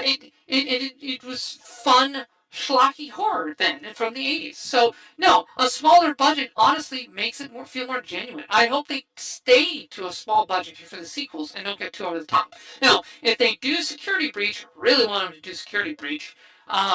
Because I like Security Breach. The game Security Breach, the story on it was actually kind of interesting, and I liked how it tied into the broader world. I do want Security Breach to have a bigger budget because I really want them to nail the setting. So I want them to build the sets and stuff for a Security Breach and really go hard on this on the way things look and the sound and stuff. I do want them to have more music. I appreciated the 80s music that they had in here. It's obvious their music budget wasn't too big. They couldn't get the rights to a lot of stuff. But they got some good stuff. But I would really like more Devo. Maybe some Weird Al. Weird Al would be very 80s. Weird Al stuff, like Eat It. I mean, Eat It should have been in here. Eat It totally would have been played at Fazbear's Pizzeria. Weird Al's Eat It, but so we get it for the sequel. So hopefully a bigger music budget. I would like that. I would like Security Breach to have really good sets, so maybe some more money there. But special effects don't go CG. For the love of God, Cawthorne, demand on practical over CG. It benefited you immensely on this movie. Um, yeah. You have any feedback on the special effects you want to see? Yeah, for the obvious, CG that used for Cupcake. I appreciate I'm very much for practical for CG, but use CG where necessary instead of just, we couldn't make that practical with CG. Yeah. Like, I fucking hate that. Hey, Gabriel! Stuff. Oh, fun first message. I hope you're doing okay. I hope we didn't cause you to lash out in pain and agony from our discussions. Um, but welcome to the chat. Um, Now I will say, so if they use practical effects for Roxy, do you think they should have built-in boob jiggle for her? Anyway, I say yes, but anyway, anyway, that's her. That's I keep going. Just for the realism, right? Not because you like Roxy or anything. Yeah. Well, it'll stop being PG-13 real fast if they go how. Hey, yes, we're discussing the FNAF movie. Oh, Bottom says yes to the Roxy boob jiggle. Okay, all right, we got to vote for Roxy boob jiggle. So Cawthorn, all right. listen to our wishes. Oh no, don't, no, please. Anyway, I swear I'm not a furry. Jiggle physics. Yeah, I swear I am not a furry. No, really. But You yeah. can make that your next avatar. Oh God, no! I genuinely don't want a furry avatar. I genuinely don't. Nah. I like robot bodies, but nah. I prefer humans to furries. Dude, or Scott Cawthon's gonna make the next movie entirely CG. Oh God, that'd be terrible. No, if Cawthorn goes CG on the next movie, it will not be nearly as fun to watch. I can tell you that. But yeah, Gabriel, won't. yeah, we are discussing the FNAF movie. We just finished it. If you want to see our reactions to the movie itself, you can go back and watch the VOD here. That'll get posted. I'll also be putting this on my YouTube channel as well. But yeah, it was good. It was a lot better than I thought, in case you were wondering what our conclusion was. It was good. We are critiquing it some because it's not perfect. It could be better. But our criticisms are not out of a place of, oh God, this sucked. Blah, blah. No, it's good. It's just it could have been better. I would, if you had to give it a letter grade, Diesel, what would you give it on a like A through F scale? I give this a solid B. Yeah, same here. I think this is a solid. Not quite A due to some of the things I would have liked, but yes. It's a solid B. But yeah, same here. The flaws are sufficient to hold it at B. If it had really nailed some more things, it could have been. That's the thing. It could have been an A because you had some really strong thematic components. You have the nature of the themes for FNAF present hero, the nature of obsession.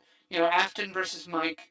The nature of abuse. Adults, the influence of adults on children.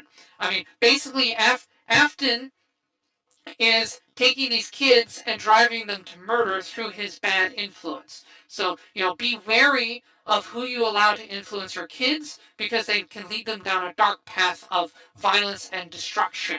That's what Afton represents. Afton represents the authority figure who is evil. And Vanessa, meanwhile, is a cop. She wants to do the right thing, by contrast. So that could have been a lot explored there. You have the aunt also who abuses her authority. She's also bad. She's a Dolores Umbridge. So glad she got killed. And I'm glad. Hey, the lawyer survived too. By the way, I did ask the movie, hey, can you spare the lawyer? The lawyer seems like a good dude. He's just like kind of spineless and getting pushed around. He lives. The lawyer lives. So that's good. The movie has a clear morality in who it kills. Everyone who dies deserves to die in this movie. They're either vandals or they're just horrible people who want to abuse Abby, or they're straight up murderers. So everyone who dies has a reason to. There's a moral justification for it.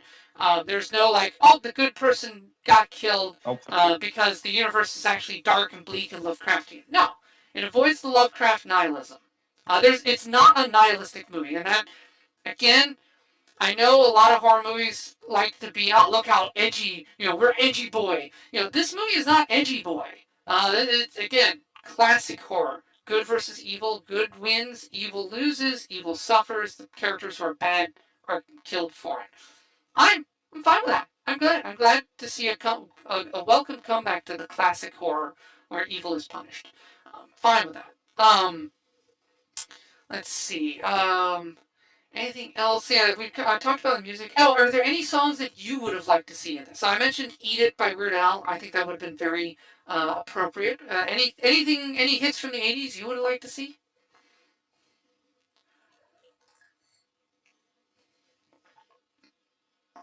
Diesel? Oh, are you there? Uh-oh. Uh-oh. Hold on. Let me check. Oh, he's muted. Oh, okay, I guess something happened. Alright, Diesel will be back shortly. Alright, so I'll ask that question again when he's back. Let's see, in the meantime. So yeah, I'll give this a solid B. I think the fact that it's a classic horror while set in the 80s was great. I returned. Oh, great. Okay, so the question for you was, so I mentioned Eat It by Weird Al. Are there any 80s classics that you would have liked to see featured? Has to be 87 or older, because I think Byte of 87 is when they shut down. Nothing I can really think of. Don't listen to a lot of 80s. Why not? The 80s was like the last decent decade for music, period. That's a hot take. Oh boy, that's a hot take. Alright, well, anything like earlier that you would have liked? Okay, but alright. So, I mean, they got the Living Tombstone in here, and oh man. That's another thing, again, I'll say it again. Cawthorn loves his fans. A creator who loves and respects his fans, who understands that the people who give him money are the people you want to do right by. You know, there's a careful line, right? You don't want to make a movie that the fans demand, because the fans don't know what they want, per se. But you don't want to make something that insults your fans either. So you want to give something that the fans have come to expect, that is still your creative vision, but you don't want to deliberately snub them. You don't want to go to two extremes. You don't want to pander, and you don't want to insult. You know, the Star Wars sequels insulted fans. That's why their Star Wars is practically dead. You know, the same way Indiana Jones insulted the fans. That's why people didn't like it. But you don't want to pander, because when you pander, when you start selling out, that's when you also start producing garbage as well. You have those. I'm trying to think off the top of my head something that's pandered. Can you think of something that was just straight up pandering and as a result was kind of blah? I can't think of anything off the top of my head. Yeah, I'm trying to think of two. It's been a while. They do exist though. Stuff that just panders to fans and gives them everything is just kind of meh. Um, Yeah, I suppose Adventure Time may have slipped into that a little bit, but and even that, now that's kind of a mild example, honestly. But yeah, so you don't want to pander, but you don't want to insult. And this one doesn't do either. This is clearly Cawthorn's vision. It's clearly Cawthorn's ideas. It's true to the spirit of Five Nights at Freddy's, but it respects the fans in little ways. You know, the MacPat, the Markiplier, the Living Tombstone. He knows where his money's coming from. He loves his fans, and he's trying to. And I love that. A creator with a positive mindset towards his fans. It's so rare now, because you look at English voice actors in anime. You look at most of the sci-fi people, the folks writing comics, hate comic fans. It's disgusting. It is absolutely disgusting. The attitude so many artists have towards the people who consume their work. I just God, it's like, why are you such negative, horrible people? Like, can't you just like chill and be nice? Why don't you want to make something that people will love instead of wanting to make something where you can go like, look at all these crying people complaining about how terrible my work is. Got you. I trolled you. It's like, well, sure, yeah, but you couldn't have tried to make something good. I mean, why destroy when you can create? And Cawthorn is creating, not destroying. And I really like that. I really like it. So this should be supported. So am I going to buy this movie? Probably not. Will I try to see it in theaters? Yes. I will probably try to see it again. I will probably, I get to see my movies for free, so I will probably try to catch this in theaters, just to see this on the big screen, and to try to catch all the stuff I missed. I think seeing it twice is about enough. After I see it the second time, I'm good, I think. Um, I, but I look forward to the sequels. I'm looking forward to the sequels. Oh man, Roxy with jiggle physics and practical effects. Oh yeah. Because then because if they make a practical Roxy suit, then we can have tutorials on how to build one at home. Oh no, that's dangerous. Oh no, that's no. Okay, anyway, forget I said that. Forget I said that. Yeah. Anyway, um, So, yeah, I think we can conclude here. We've been streaming for over 3 hours. This is a 2 hour, like an hour 45 minutes. We've been doing 3 hours. Anything more to add, Diesel? I jaw on. I know I got nothing. You got nothing? Okay. I should probably stop here because I think I'm repeating myself I pretty much some. said my piece. yeah, I'm think I'm repeating myself a bit, and I want to cut down on it. Anything from chat? Anything you guys want us to mention? Many thanks to everyone who's in the chat. Sage, Sniper, Shadowcat. Welcome to new people. Gabriel. Oh, Jormos was in there too. I remember. Bottom is in there. Thanks to everyone who tuned in and watched. Really appreciate it as always. If you at home watching the VOD on YouTube wish to join me, I stream live usually Tuesdays and Fridays. But I'm adding Saturday and Sunday morning stuff here with Diesel because he's free. Sometimes I am too. So you can join us on these new times, the Saturday, Sunday streams.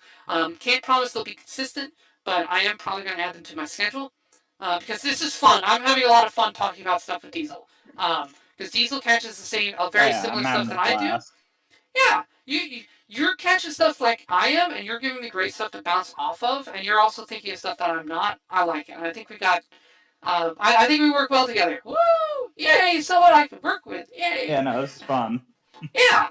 Okay. Yeah, we were both having fun. So, and chilling, and this gave me an excuse to actually watch this movie. So, all right. So that's how we're gonna wrap it up here. Yeah, please join me on Twitch. Let me know in the comments below. What did you think of this movie? Did you enjoy it? Did you think it was true to the spirit? Did you, was there anything we missed? Anything we should have mentioned or talked about? Any Easter eggs that we didn't bring up? I'm sure there's tons. Any references? Did I mess up in my analysis somewhere and miss a key fact? Obviously, since we're talking during the movie, there's going to be some key bits of dialogue I probably missed. Did I miss something important with something I said? Point it out. Don't feel bad. You can say, "You're wrong, Dominic. You're wrong. You're a moron." Try to be constructive, but you can call me out. It's fine. I don't mind. If I make a mistake, I made a mistake. What was your analysis? What do you think? What do you wish the movie had? What do you think it was missing? What do you think could have been added? What are you hoping for the sequels? Are you too hoping for Roxy Jiggle physics? Or is that or maybe you're more into Monty. Maybe Monty's your thing. Maybe alligator guys are your bag. Not mine, but yeah. Or maybe you're into Chica. I'm not into Chica, but maybe you're into Chica. I don't know. She likes the barbecues, so she fit in well with Texas. But yeah, no. Okay. That will wrap it up here. Everyone, have a great rest of your Sunday. I'm going to do a raid, so don't go anywhere. If you're watching me, don't go anywhere. But this is where the VOD will end. So this is Dominic Bytes signing out. When next we meet, may your robot body be fully charged. Also, hi Dominic. Hey Dominic Bytes, welcome.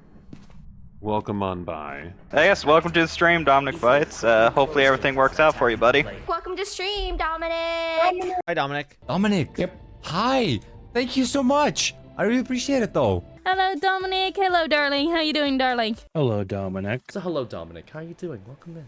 Dominic! Hello, Dominic. I hope you're doing good today. How's it going, Dominic? Welcome in. Mwah. Hi, Dominic. How you doing, cheese pie? Hi, Dominic. Hi, Dominic. Hi, Dominic. Hi, sweetie. It's good to see you. Hi, Dominic. Hi, Dominic. Dominic, hello. Hello, Dominic Bytes. Hello. Dominic Bytes, hello. Dominic, thank you. Can you stop slamming shit? Hey, Dominic. Hello, Dominic Bytes. Hello. Dominic Bytes, you productive little devil. Dominic Bytes. Oh, it's you. Oh my god. Also, thank you for clipping as always, Dom. You are so sweet. I really appreciate you. You are an absolutely wonderful being, as all of you are.